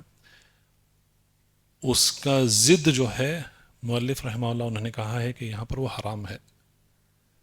جہاں پر واجب ہے اس کا ضد حرام ہے. تو حرام کا معنی کیا ہے کہ کرنے والے کو گناہ ہے، عذاب ہے، اور چھوڑنے والے کو ثواب ہے. اب شراب حرام ہے، سب جانتے ہیں، کوئی دلیل کی ضرورت نہیں ہے. بچہ جانتا ہے کہ شریعت میں شراب حرام ہے. تو جو شراب جان بوجھ کر شراب پیتا ہے تو وہ خود اپنے آپ کو وہ مستحق بنا لیا ہے کہ وہ اس کو عذاب دیا جائے. اس کو عذاب دنیا میں بھی ہوتا ہے. اگر وہ اسلامی حکومت ہے، حاکم نے اس کو پکڑ لیا تو اس کو کوڑے مارے جاتے ہیں، اور یہ اس کے لیے، اگر اس نے چھوڑ دیا، توبہ کر لیا، تو پھر یہ اس کے لیے کفارہ بن جاتا ہے. لیکن اگر اس نے توبہ نہیں کیا، اس نے پھر بھی شراب نہیں چھوڑی، تو پھر وہ عذاب کا مستحق بن جاتا ہے قیامت کے دن. اور جو چھوڑ دیتا ہے اس نیت سے کہ یہ اللہ کا حکم ہے، اللہ سبحانہ وتعالیٰ نے شراب کو حرام قرار دیا ہے اور اللہ کے حکم کی اتباع کرتے ہوئے میں اس کو چھوڑ رہا ہوں، میں اس کی نیت یہ ہے. میرے ان الفاظ پر تھوڑا سا غور کریں آپ. تو وہ جان بوجھ کر اس کی نیت یہ ہے کہ میں اللہ کے حکم کی اتباع کر رہا ہوں، یہ سوچ کر وہ چھوڑتا ہے تو پھر اس کے لیے ثواب ہے. اگر کوئی یہ سوچ کر شراب نہیں پیتا ہے، اس میں اس کی نیت اللہ کو خوش کرنے کی نیت نہیں ہے، لیکن یہ سوچ کر کہتا ہے کہ صحت پر اثر ہوتا ہے اس کا، تو اس کا ثواب نہیں دیا جائے گا اس کا، کیونکہ وہ عبادت میں شامل نہیں ہوتا ہے. عبادت کے لیے نیت ہے، انما الاعمال بالنیات. اور اگر یہ کوئی یہ سوچ کر چھوڑتا ہے کہ اگر میں شراب پیتے ہوئے مجھے کسی نے دیکھ لیا تو میری عزت نکل جائے گی، تو اس کی نیت وہاں پر اللہ کو خوش کرنے کی نہیں ہے، اللہ کے حکم کی اتباع کرنے کی نہیں ہے، اپنی عزت کی فکر ہے اس کو، تو وہ اس کو ثواب نہیں دیا جائے گا اس کے لیے. تو اسی لیے انما الاعمال بالنیات جو ہے یہ قاعدہ بن جاتا ہے ہر ایک عمل کے لیے یہ قاعدہ بن جاتا ہے. تو اگر نیت سے وہ عمل کیا جائے تو اس کی نیت کے مطابق اس کا اجر اس کو دیا جائے گا اس کا. تیسری قسم ہے مسنون. مسنون کو دیکھیں، واجب اور فرض یہ اس کا معنی ایک ہی ہے جمہور کے نزدیک. حرام کو محظور بھی کہتے ہیں. محظور، میم حا وا واو را، محظور بھی کہتے ہیں. تو اگر کہیں پر آپ پڑھیں کہ یہ حکم محظور ہے تو اس کا مطلب ہے کہ وہ حرام ہے. مسنون کو مستحب بھی کہتے ہیں. مسنون اور مستحب کا ایک ہی معنی ہے. تو اس کا مطلب یہ ہے یہاں پر الذی یثاب فاعلہ ولا یعاقب تارکہ، تو جو مستحب یا مسنون کرتا ہے اس کے لیے ثواب ہے اور اس کو چھوڑنے کے لیے اسے گناہ نہیں ہے. اگر وہ کرے گا تو اس کا ثواب دیا جائے گا، اور اگر وہ چھوڑ دیتا ہے تو اس کو اس کا عذاب نہیں دیا جائے گا، اس کو گناہ نہیں ہوگا. تو اس کو کہتے ہیں مستحب. مندوب بھی اس کو کہتے ہیں. جزاک اللہ خیر. تو مسنون، مندوب اور مستحب یہ تینوں ایک ہی معنی میں آتے ہیں.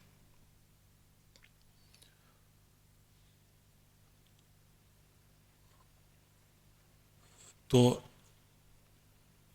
ایک بات کی طرف میں آپ کو آگاہ کرنا چاہوں گا کہ یہ جو حکم ہے مستحب، مسنون، مندوب، یہ کس کے متعلق ہے؟ یہ فقہی مسائل میں ہے. سب سے پہلے فطرت کے تعلق سے نہیں ہے، دوسرا عقیدے کے تعلق سے نہیں ہے. غلطی کرتے ہیں لوگ، کہتے ہیں کہ داڑھی چھوڑنا سنت ہے. بھائی اگر آپ داڑھی رکھیں گے تو ثواب ہے، داڑھی نکال دیں گے تو آپ کو گناہ نہیں ہوگا. غلط ہے. وہ جو حکم ہے وہاں پر مستحب کا جو حکم ہے، وہ داڑھی جو ہے فطرت ہے. اللہ سبحانہ و تعالیٰ نے انسان کو اس فطرت پہ پیدا کیا ہے. مرد کو داڑھی دی ہے، اسی لیے عائشہ رضی اللہ عنہ کہا کرتی تھی، قسم کھایا کرتی تھی رضی اللہ عنہ، کہتی تھی کہ اس کی قسم جس نے مردوں کی خوبصورتی ان کی داڑھیوں میں رکھی ہے، یعنی کہ اللہ سبحانہ تعالیٰ نے داڑھی مرد کو دی ہے، اور یہ فطرت ہے اللہ تعالیٰ کی. اسی لیے شیطان کہتا ہے، سورۃ النساء کی آیت ہے کہ میں ان کے دلوں میں غلط خواہشات میں ڈالوں گا، اور جس فطرت نے تو نے مخلوقات کو پیدا کیا ہے اس فطرت کو بدلنے کی میں ان کی تلقین کروں گا.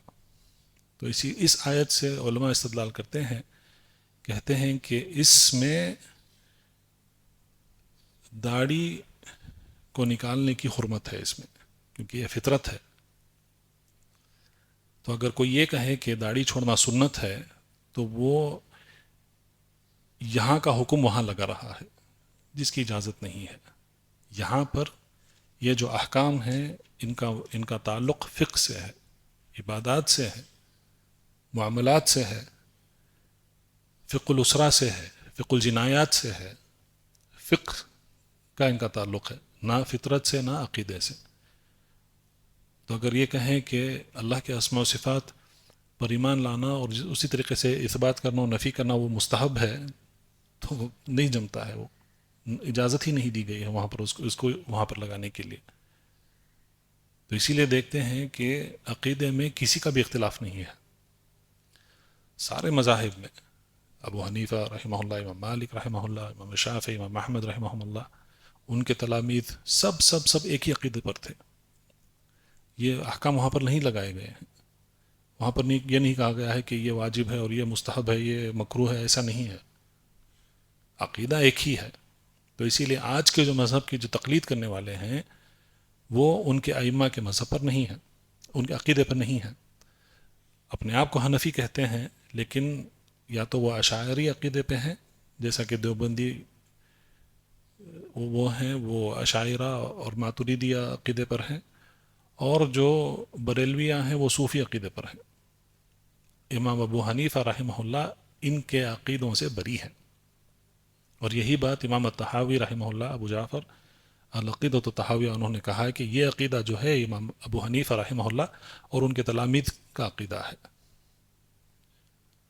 تو عقیدتاً اختلاف نہیں ہے ائمہ اور علماء کے درمیان، لیکن فقہ میں اختلاف ہوتا ہے، فقہ کے احکام میں اختلاف ہوا ہے. بعض کہتے ہیں کہ یہ واجب ہے، نہیں بعض کہتے ہیں کہ نہیں مستحب ہے. اور جس طریقے سے وہ استدلال کرتے ہیں دلیل سے، تو اصول فقہ کی بنا پر ہی وہ حکم نکالتے ہیں. تو اسی لیے وہ اختلاف ہوتا ہے. تو بہرحال مسنون کا یہ جو حکم ہے، مسنون، مندوب یا مستحب، یہ اس کا حکم کیا ہے کہ کرنے والے کو اس کا ثواب دیا جاتا ہے اور چھوڑنے والے کو اس کا گناہ نہیں ہوتا ہے. تو نماز جو ہے 5 وقت کی نماز جو ہے فرض ہے. فرض نماز کو ادا کرنے والے کو ثواب دیا جاتا ہے، چھوڑنے والے کو گناہ ہوتا ہے. اگر اس نے 1 وقت کی نماز بھی جان بوجھ کر چھوڑ دی، اس نے کفر کیا.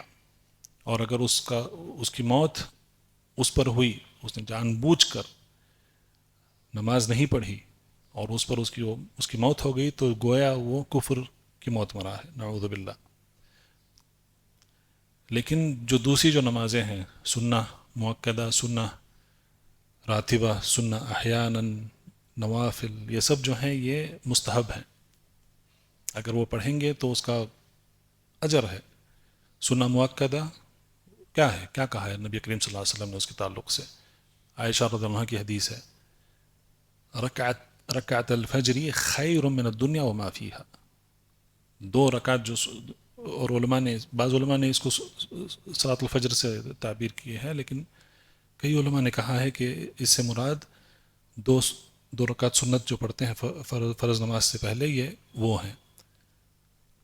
تو کہتی ہیں عائشہ رضی اللہ عنہ کہ نبی کریم صلی اللہ علیہ وسلم نے کہا کہ فجر کی 2 رکعت نماز، یعنی سنہ مؤکدہ نماز، یہ نماز جو ہے ساری دنیا اور اس میں جو بھی ہے اس سے بہتر ہے. تو ہم اس کی فضیلت کا اندازہ ہی نہیں لگا سکتے ہیں. دنیا میں کیا کیا نہیں ہے، کیا نہیں ہے اس دنیا میں. کتنی دولت نہیں ہے، جو جانتے ہیں اور نہیں جانتے ہیں. تو اس سب سے بہتر 2 رکعت نماز ہے سنہ مؤکدہ. تو اگر کسی نے اس کو چھوڑ دیا تو یہ اپنے آپ کو محروم کر رہا ہے. صحیح ہے، اس کو گناہ نہیں ہوگا، لیکن وہ اپنے آپ کو ایک عظیم اجر سے اپنے آپ کو محروم کر رہا ہے. تو مستحب وہ ہے جو کرنے والے کو اس کا ثواب دیا جائے گا اور نہ کرنے والے کو اس کا گناہ نہیں ہوگا، اس کو وہ پکڑ میں نہیں آئے گا. والمکروہ ضدہ، اور مکروہ اس کا ضد ہے. مکروہ وہ ہے کہ کرنے والے کو اس کا گناہ نہیں ہوگا اور نہ کرنے والے کو اس کا ثواب دیا جائے گا. اگر کوئی یہ سمجھ کر بیٹھ کر پانی پیے کہ مکروہ ہے، اور اگر میں بیٹھ کر پانی پیوں گا تو اس سے مجھے ثواب ملے گا، تو اس کو ثواب ملے گا. لیکن اگر اس نے کھڑ کر پانی پی لیا تو اس کا گناہ نہیں ہوگا اس کو. یہ مکروہ کا حکم ہے. والمباح مستوی الطرفین، مباح کا مطلب ہے کہ اس کا کوئی حکم نہیں بنتا ہے. مباح نہ اس میں ثواب ہے، نہ اس میں عقاب ہے، نہ اس کے لیے نیکی ہے، نہ اس کے لیے گناہ ہے. کوئی حکم نہیں بنتا ہے اس کا.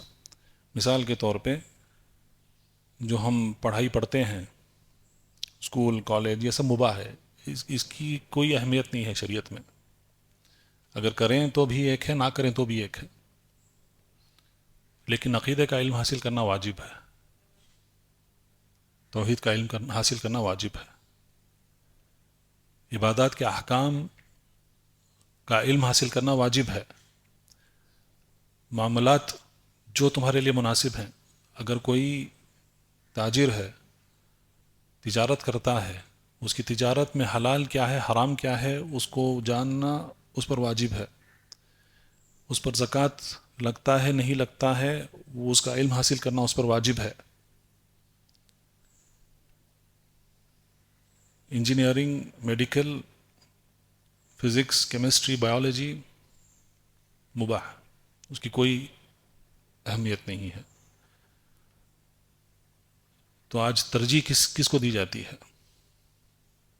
مباح کو. تو یہ جو ترتیب ہے، واجب ہے، مستحب ہے، حرام ہے، مکروہ ہے، مباح ہے، تو انہوں نے اس کو الٹا کر دیا ہے. آج واجب لاسٹ میں آتا ہے. بچہ اگر 5 وقت کی نماز نہیں پڑھے، ماں باپ کو فکر نہیں ہے.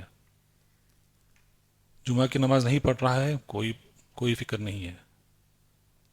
عقیدے کا علم حاصل نہیں کر رہا ہے، کوئی فکر نہیں ہے. لیکن اگر اس نے مارکس میں کوتاہی کر لی تو اس کو ریپیری ہے. تو الٹا پلٹا کر دیے ہیں، اس کو پوری ترتیب کو الٹی کر دیے ہیں مسلمان. اللہ خیر کرے. تو بہرحال یہ جو ترتیب ہے، سب سے پہلے یہ 5 احکام ہیں، اور یہ 5 ہی حکم ہیں شریعت میں. یہ 5 ہی ہیں، اس سے زیادہ کوئی حکم نہیں ہے. دوسری بات یہ ہے کہ یہ احکام جو ہیں، مسائل بعض اوقات یہ احکام بدلتے ہیں، حکم ایک ہی نہیں رہتا ہے. کبھی وہ سمجھیں حرام ہے لیکن وہ بدل کر مباح بن سکتا ہے کبھی.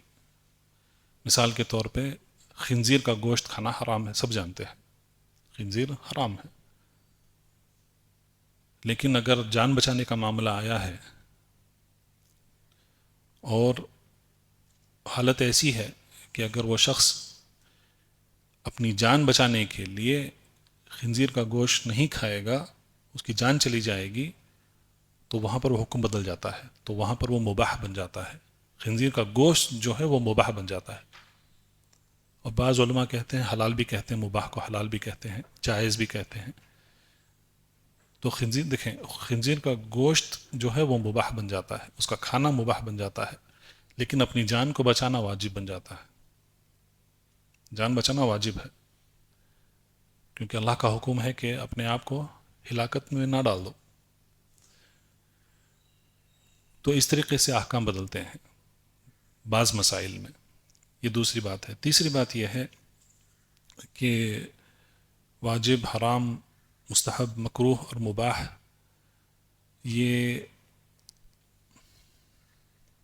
جو احکام ہیں یہ اعوذ باللہ من الشیطان الرجیم، چلیے بات ذہن سے نکل گئی، لیکن اگر یاد آئی تو پھر اس پر لوٹیں گے. تو نعم، تو یہ پانچ احکام ہیں، اور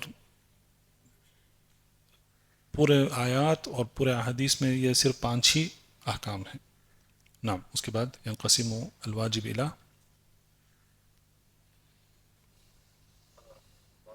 وينقسم الواجب إلى فرضين يطلب فعله من كل مكلف بالغ عاقل وهو جمهور أحكام الشريعة الواجبة، وإلى فرض كفاية وهو الذي يطلب حصوله وتحصيله من المكلفين لا من كل واحد بعينه، كتعلم العلوم والصناعات النافعة والأذان والأمر بالمعروف والنهي عن المنكر ونحو ذلك. تو مؤلف رحمہ اللہ کہتے ہیں کہ واجب جو ہے وہ 2 قسم میں بٹتا ہے. ینقسم الی 2 قسمیں بیان کیے ہیں. سب سے پہلے ہے فرض عین. فرض عین وہ ہے یطلب فعلہ من کل مکلف بالغ عاقل، تو یہ ہر ایک سے طلب کیا گیا ہے، تو ہر ایک مسلمان پر یہ فرض ہے. یہاں پر انہوں نے جو کہا ہے کہ مکلف وہ ہے جس کو تکلیف دی گئی ہے. شریعت میں تکلیف کا معنی ہے مشقت نہیں ہے، لیکن اس میں تھوڑی مشقت ہوتی ہے، اسی لیے اس کو تکلیف بھی کہتے ہیں. لیکن تکلیف کا معنی ہے یہاں پر ذمہ داری دی گئی ہے. وہ ذمہ داری کیا ہے؟ عبادت کی ذمہ داری ہے. ایمان اور عمل، اسلام اور ایمان اور احسان، عمل کی ذمہ داری جس کو دی گئی ہے اس کو مکلف کہتے ہیں. مکلف 2 ہیں، انسان اور جن، یہ دونوں مکلف ہیں، اسی لیے ان کو مکلفان یا ثقلان کہتے ہیں ان کو. اور اس کے شروط میں سے 2 شرط یہاں پر انہوں نے ذکر کیے ہیں، بالغ عاقل. اور اسلام جو ہے یہ پہلی شرط ہے ہر ایک عمل کے لیے. اگر وہ عمل اللہ تعالیٰ کے پاس اگر اس کو قبول ہونا ہے تو پہلی شرط ہے اسلام. دوسرا ہے بالغ اور عاقل. بالغ جو بالغ ہو گیا ہے اور اس کو عقل ہے، یعنی کہ وہ مجنون نہیں ہے، دیوانہ نہیں ہے، یا ایسا نہیں ہے جو اللہ رحم کرے کوما میں چلا گیا ہے، اس کی عقل کام نہیں کر رہی ہے. ایسے لوگوں پر تکلیف اٹھائی جاتی ہے، یعنی کہ ان کی جو ذمہ داری ہے، اب مثال کے طور پہ 5 وقت کی جو ذمہ داری ہے ان پر نہیں ہوتی ہے. بہت بیمار ہے، بہت کمزور ہے، یا بھول جاتا ہے کوئی شخص. نسیان اور جنون یہ سب جو ہیں یہ موانع ہیں تکلیف کے. لیکن جو بالغ ہے اور جس کی عقل اس کے ٹھکانے ہے، عقل کام کر رہی ہے، تو وہ اس پر یہ ذمہ داری ہو جاتی ہے کہ وہ اس کو ادا کرے. تو فرض عین ہر ایک مسلمان کے لیے ہے. 5 وقت کی جو نماز ہے یہ فرض عین ہے، سب کو، ہر ایک مسلمان کو یہ نماز پڑھنا ہے. زکوٰۃ جو ہے ہر ان پر واجب ہے جو اس کی استطاعت رکھتے ہیں، نصاب رکھتے ہیں، اور اس پر 1 سال گزر چکا ہے، 1 ہجری کا سال گزر چکا ہے، تو پھر زکوٰۃ جو ہے ان پر واجب ہو جاتی ہے. رمضان کے روزے رکھنا ہر ایک بالغ عاقل مسلم بالغ عاقل پر واجب ہے. تو یہ فرض عین کہتے ہیں اس کو. اگر وہ نہیں کرے گا تو پھر وہ پکڑ میں آ جائے گا اور عذاب کا مستحق ہو جائے گا. دوسری قسم جو ہے اس کو کہتے ہیں فرض کفایہ. فرض کفایہ جو ہے وہ بعض افراد پر واجب ہوتا ہے. اگر اس میں کسی ایک نے بھی اگر اس کو ادا کر دیا تو پھر سب پر سے اس کا گناہ ہٹ جاتا ہے.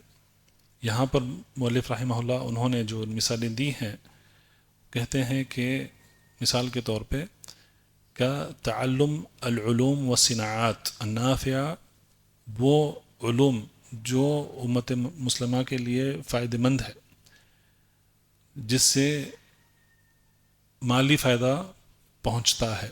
وہ اذان، مسجدوں میں اذان دینا ہے، امر بالمعروف و نہی عن المنکر، برائیوں کو روکنا ہے معاشرے میں، اور اچھائی معروف کی تلقین کرنا ہے، وغیر ذالک ونحو ذالک، تو یہ اس کو کہتے ہیں فرض کفایہ۔ مثال کے طور پہ صلاۃ الجنازہ ہے، صلاۃ الجنازہ جو ہے اس کو کہتے ہیں فرض کفایہ ہے۔ اس کا مطلب یہ ہے کہ اگر کوئی علاقے میں ایک مسلمان کی موت ہو گئی اور اگر ایک شخص نے بھی، ایک مسلمان نے بھی، اس علاقے کا ایک مسلمان بھی اگر اس نے صلاۃ الجنازہ پڑھ کر اس کو دفن کر دیا تو پھر اس علاقے کے سارے مسلمانوں پر سے گناہ ہٹ جاتا ہے۔ اگر ایک مسلمان علاقے میں اس کی موت ہو گئی اور کسی نے اس کی صلاۃ الجنازہ نہیں پڑھی، اس کو ایسے ہی دفن کر دیا کسی نے، تو ہر ایک مسلمان گنہگار ہو جاتا ہے، اس علاقے کا ہر ایک مسلمان گنہگار ہو جاتا ہے، کیونکہ اس نے وہ فرض اس نے ادا نہیں کیا۔ اگر ایک نے بھی کر دیا تو سب پر سے گناہ ہٹ جاتا ہے، تو اس کو کہتے ہیں فرض کفایہ۔ ایک اور مثال دیتا ہوں میں، عقیدے کا جو علم ہے، توحید، عقیدہ، یہ علم واجب ہے، فرض عین ہے، لیکن اس کے جو تفاصیل ہیں، اسماء و صفات کے تفاصیل ہیں، قواعد ہیں، گمراہ جو فرقے ہیں ان کی گمراہیاں کیا ہیں، ان کا رد کس طریقے سے کیا جاتا ہے، کیوں وہ گمراہ ہیں، وغیرہ وغیرہ، یہ جو ہے یہ فرض کفایہ ہے، یہ سب کے لیے نہیں ہے، یہ ہر ایک مسلمان کو جاننا ضروری نہیں ہے، لیکن مسلمان پر توحید کا علم جو ہے وہ واجب ہے۔ اسی طریقے سے جو مثال کے طور پہ علوم الحدیث ہیں، علوم الحدیث یہ فرض کفایہ ہیں، مصطلحات الحدیث، اسماء و رجال، یہ فرض کفایہ ہے، یہ ہر ایک مسلمان کو جاننے کی ضرورت نہیں ہے اس کو۔ تفسیر ہے، تفسیر کے اصول ہیں، علوم القرآن ہے، یہ بھی فرض کفایہ ہے، سب کو جاننے کی ضرورت نہیں ہے، اگر آپ جانتے ہیں تو بہتر ہے، مستحب بن جاتا ہے وہ حکم، بہتر ہے ہمارے لیے اور اچھا ہے۔ لیکن اگر کوئی اس کا علم حاصل نہیں کر رہا ہے تو وہ گنہگار نہیں ہوتا ہے، لیکن اس کو اتنا قرآن اس کو یاد کرنا ہی ہے، اس کے معنی یاد کرنا ہی ہے، تو واجب بن جاتا ہے، جو اس کے لیے، اس کی عبادت کے لیے ضروری ہے۔ سورۃ الفاتحہ ہے، سورۃ الفاتحہ یاد کرنا، اس کو صحیح طریقے سے پڑھنا بغیر کوئی غلطی کے، کیونکہ وہ رکن ہے تلفظ میں۔ مثال کے طور پہ ضاد نہیں بولتے ہیں، زا کہتے ہیں، ولا الضالین، یہ غلطی ہے، یہ غلطی قابل قبول نہیں ہے۔ اگر کوئی یہ غلطی کر رہا ہے تو اس نے سورۃ الفاتحہ ادا نہیں کیا ہے۔ غیر المغضوب علیہم ولا الضالین، یہ سورۃ الفاتحہ کی آیت نہیں ہے، یہ معنی بدل جاتا ہے۔ تو اس کا علم حاصل کرنا، صحیح طریقے سے اس کا نطق، یعنی کہ اس کی ادائیگی کرنا، اس حرف کی، اس کی جو تشکیل ہے، کسرہ، فتحہ، ضمہ، سکون، مد، اس کو صحیح طریقے سے پڑھنا، اس میں غلطی نہیں کرنا، حروف مکمل اسی طریقے سے ادا کرنا جس طریقے سے ان حروف کو ادا کرنے کا حق ہے۔ سورۃ الفاتحہ صحیح طریقے سے پڑھنا یہ واجب ہے۔ سورۃ الفاتحہ کے معنی جاننا واجب ہے۔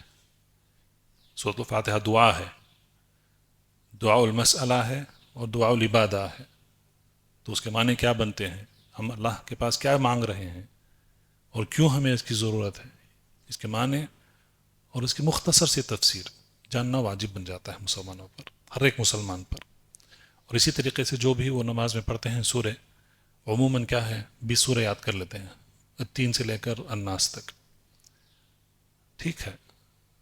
پورا قرآن ہر ایک مسلمان کو پورا قرآن حفظ کرنے فرض نہیں ہے، اگر وہ کرتا ہے تو الحمدللہ مستحب ہے، لیکن یہ فرض کفایہ ہے، تاکہ قرآن کا علم جو ہے وہ باقی رہے، قرآن باقی رہے اور اس کو آنے والے پیڑھیوں تک اس کو پہنچائے، تو اسی لیے یہ فرض کفایہ بن جاتا ہے۔ لیکن جو سورہ انسان نماز میں پڑھتا ہے اس کو صحیح طریقے سے پڑھنا، اس کے جو معنی بنتے ہیں، ظاہر معنی ہی کیوں نہ ہو، اس کا علم اس کو ہونا چاہیے، یہ واجب بن جاتا ہے، اور پورے قرآن کی تفسیر وہ سب جو ہے وہ فرض کفایہ بن جاتی ہے اور وہ مستحب علماء کے لیے فرض کفایہ بن جاتا ہے اور عوام کے لیے وہ مستحب ہے قرآن حفظ کرنا. تو اس طریقے سے نعم الحمدللہ یاد آ گیا. یہ کہہ رہا تھا میں کہ واجب حکم ہے اس میں بھی جو ہے اس میں بھی بعض احکام کی فضیلت ہے اور بعض احکام کی کم فضیلت ہے. تو واجب حکم ایک ہو سکتا ہے لیکن بعض مسائل جو ہیں وہ اوجب بن جاتے ہیں, واجب سے بھی زیادہ بن جاتے ہیں, تو ان میں بھی جو ہے اختلاف ہوتا ہے. توحید کا علم حاصل کرنا جو ہے یہ سب سے بڑا واجب ہے. توحید, شرک سے بچنا جو ہے یہ سب سے بڑا واجب ہے. تو یہ اس کو کہتے ہیں اوجب.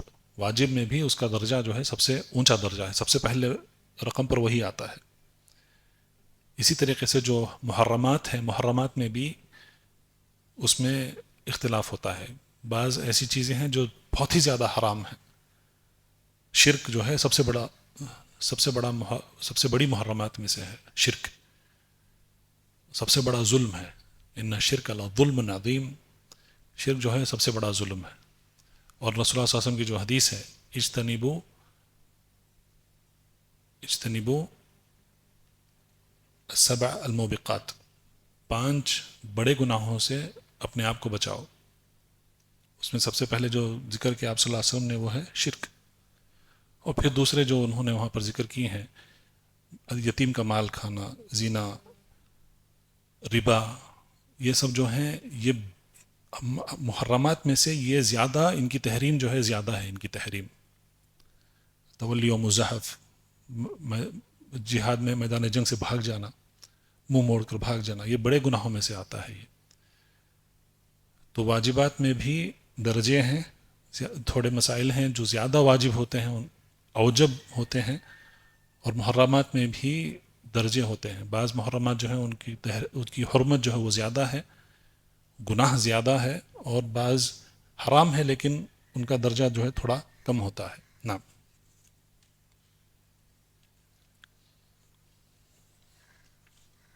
قال رحمه الله: وهذه الأحكام الخمسة تتفاوت تفاوتا كثيرا بحسب حالها ومراتبها وآثارها، فما كانت مصلحته خالصة أو راجحة أمر به الشارع أمر إيجاب أو استحباب، وما كانت مفسدته خالصة أو راجحة نهى عنه الشارع نهي تحريم أو كراهة.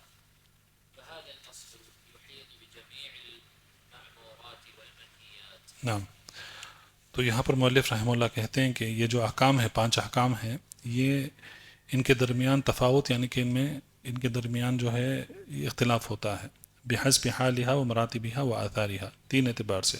سب سے پہلے ان کے حال کے اعتبار سے, دوسرا ان کے مرتبے کے اعتبار سے, تیسرا ان کا جو اثر ہوتا ہے اس کے اعتبار سے ان میں اختلاف پایا جاتا ہے. فما كان مصلحته خالصة او راجحة, اور جس حکم میں مصلحہ ہے اور اس میں وہ مصلحہ جو ہے وہ خالص ہے یا راجح, یعنی کہ اس کا مصلحہ جو ہے وہ زیادہ ہے.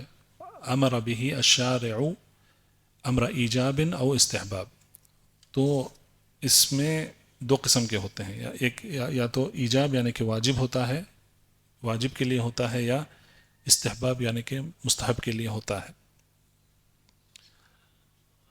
تو اس کا خلاصہ یہ ہے کہ جس کا حکم دیا گیا ہے کرنے کے لیے, اس میں اگر مصلحہ ہے اور یہ مصلحہ خالص ہے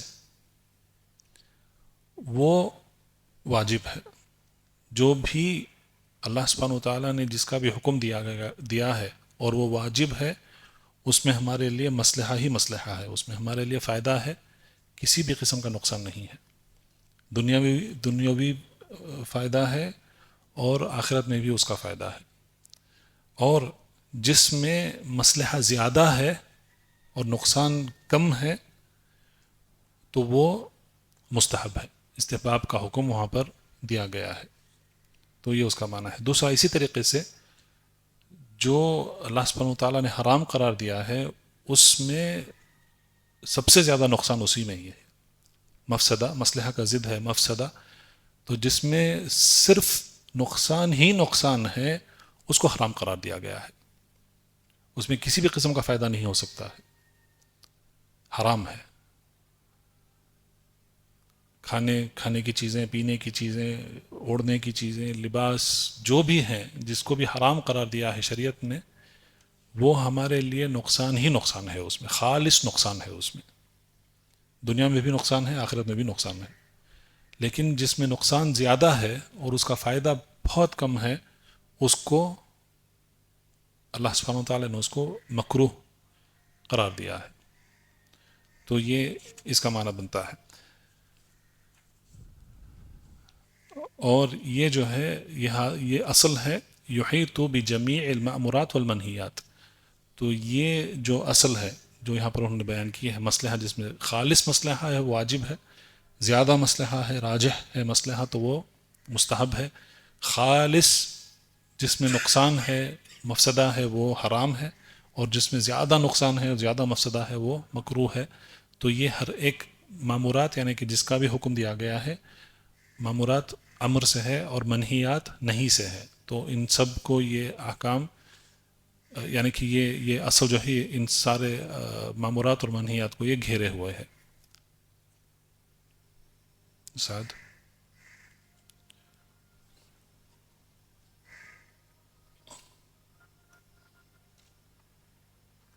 قال رحمه الله فصل.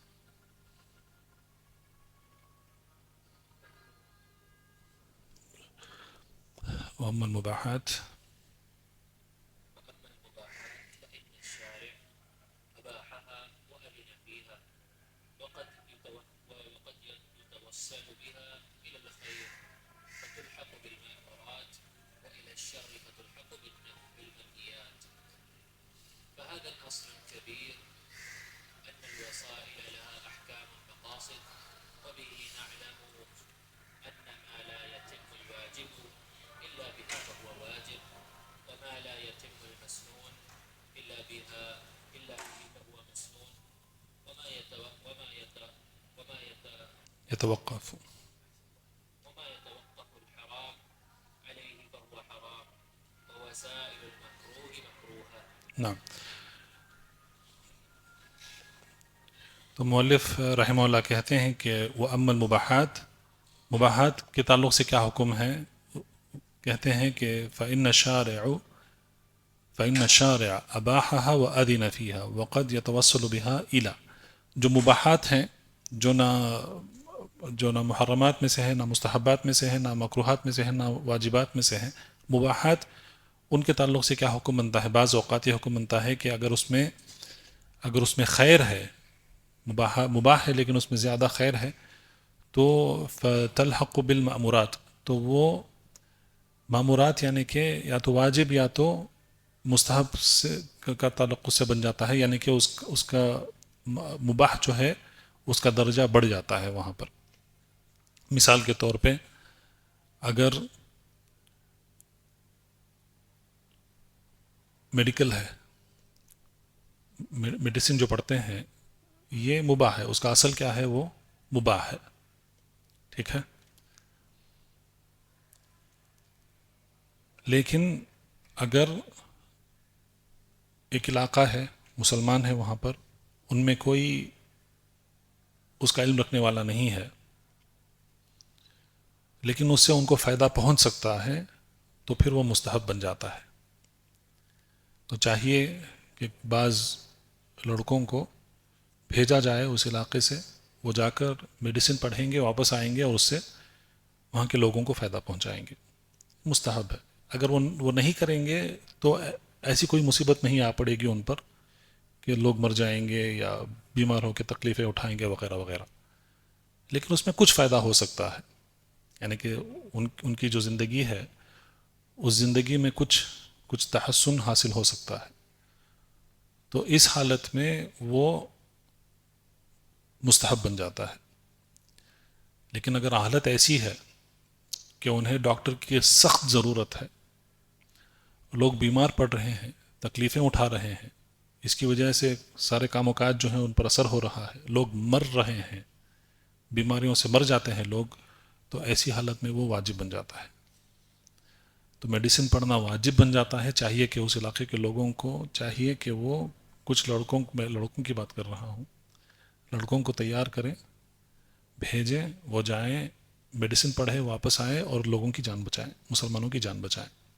تو آپ دیکھتے ہیں کہ یہ حکم بدلتا ہے، مباح تھا مستحب بھی ہو سکتا ہے اور بعض اوقات واجب بھی ہو سکتا ہے.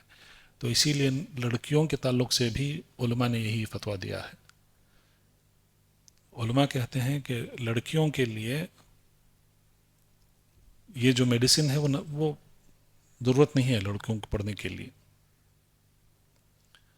ان کے لیے مباح بھی نہیں ہے. لڑکیوں کا اصل یہ ہے کہ لڑکیاں گھر میں رہیں گی، وہ دین اور شریعت کا علم حاصل کریں گی.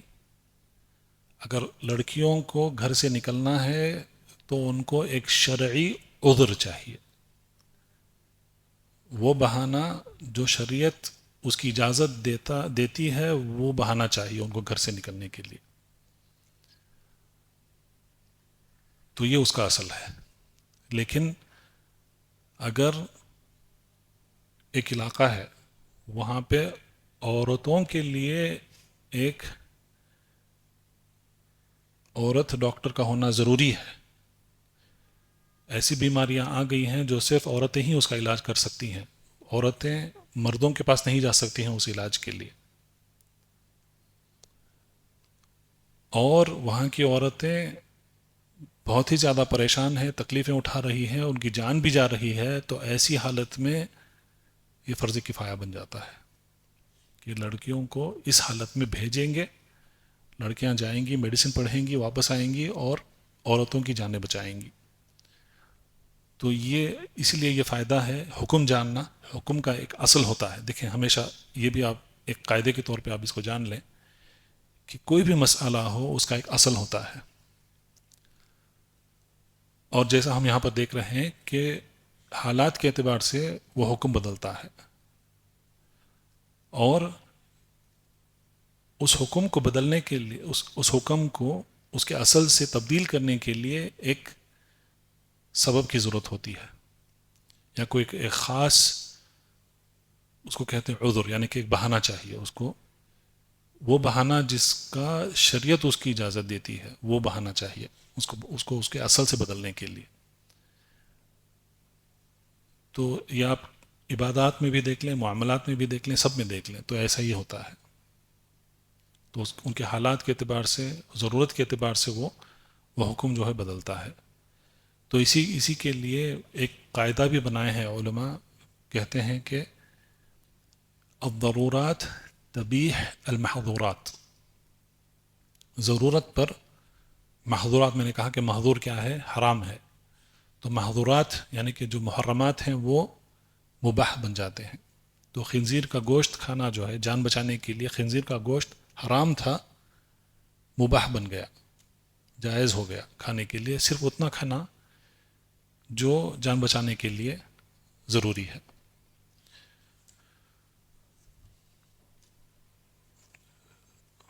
اور مؤلف رحمہ اللہ کہتے ہیں کہ فَهَذَا أَصْلٌ كَبِيرٌ أَنَّ الْوَسَائِلَ لَهَا أَحْكَامَ الْمَقَاصِدِ. تو کہتے ہیں کہ ہر ایک یہ ایک بڑا اصل ہے کہ ہر ایک وسائل جو ہے، وسائل یعنی کہ وسیلہ کا جمع وسائل ہے، وہ حکم کا مقصد اس میں پایا جاتا ہے. اور انہوں نے یہاں پر یہ ذکر کیا ہے، کہتے ہیں کہ مَا لَا يَتِمُ الْوَاجِبُ إِلَّا بِهِ فَهُوَ وَاجِب. یہ جو فوائد یہاں پر مؤلف رحمہ اللہ انہوں نے بیان کیے ہیں یہ بہت ضروری ہے. مَا لَا يَتِمُ الْوَاجِبُ إِلَّا بِهِ فَهُوَ وَاجِب.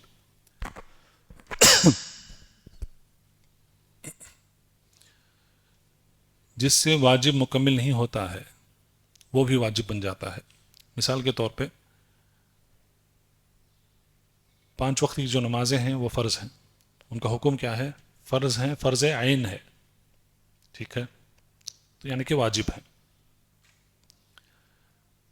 لیکن نماز کے لیے وضو جو ہے واجب بن جاتا ہے. کیوں؟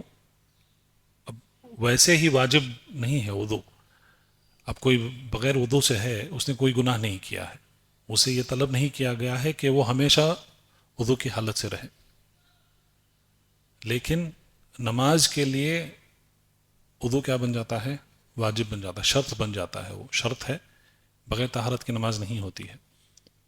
تو نماز فرض ہے، اور اگر یہ فرض ادا کرنے کے لیے کسی اور فرض کی ضرورت، کسی اور سمجھے حکم کی ضرورت پڑتی ہے تو وہ بھی اس کا حکم لے لیتا ہے.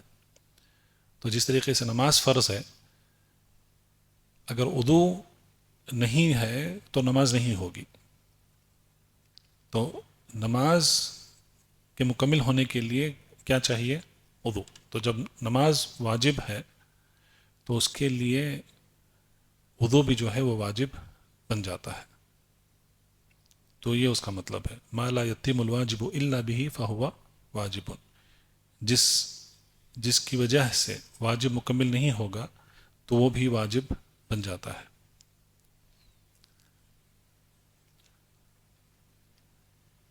اللہ کی عبادت کے لیے توحید کا علم ضروری ہے. تو اللہ کی عبادت واجب ہے. کئی ایسے عبادات ہیں جو واجب ہیں. تو اللہ ربوبیت، الوہیت اور اسماء و صفات، اللہ کی توحید واجب ہے. اس کے لیے کیا واجب بن جاتا ہے؟ اس کا علم. اگر کسی کے پاس توحید کا علم نہیں ہے تو اس کا توحید مکمل نہیں ہوگا، ناممکن بات ہے. تو یہ بہت ضروری قاعدے ہیں یہ، کہ ما لا یتم الواجب الا به فهو واجب. اسی لیے شیخ الاسلام ابن تیمیہ رحمہ اللہ وہ بھی اسی قاعدے سے یا اسی اصل سے استدلال کرتے ہیں. کہتے ہیں کہ شریعت کا علم حاصل کرنا واجب ہے. کس کے لیے؟ اب اس میں فرض بھی ہے، فرض کفایہ بھی ہے، فرض عین بھی ہے. ہر ایک مسلمان پر کچھ نہ کچھ علم حاصل کرنا ضروری ہے، واجب ہے اس پر شریعت کا علم.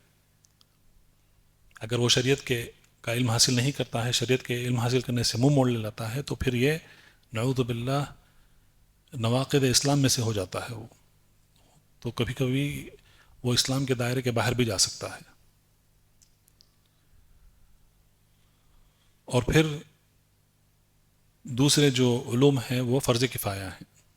تو اسی لیے کہتے ہیں کہ ان علوم کو عربی سے ہی سمجھا جاتا ہے.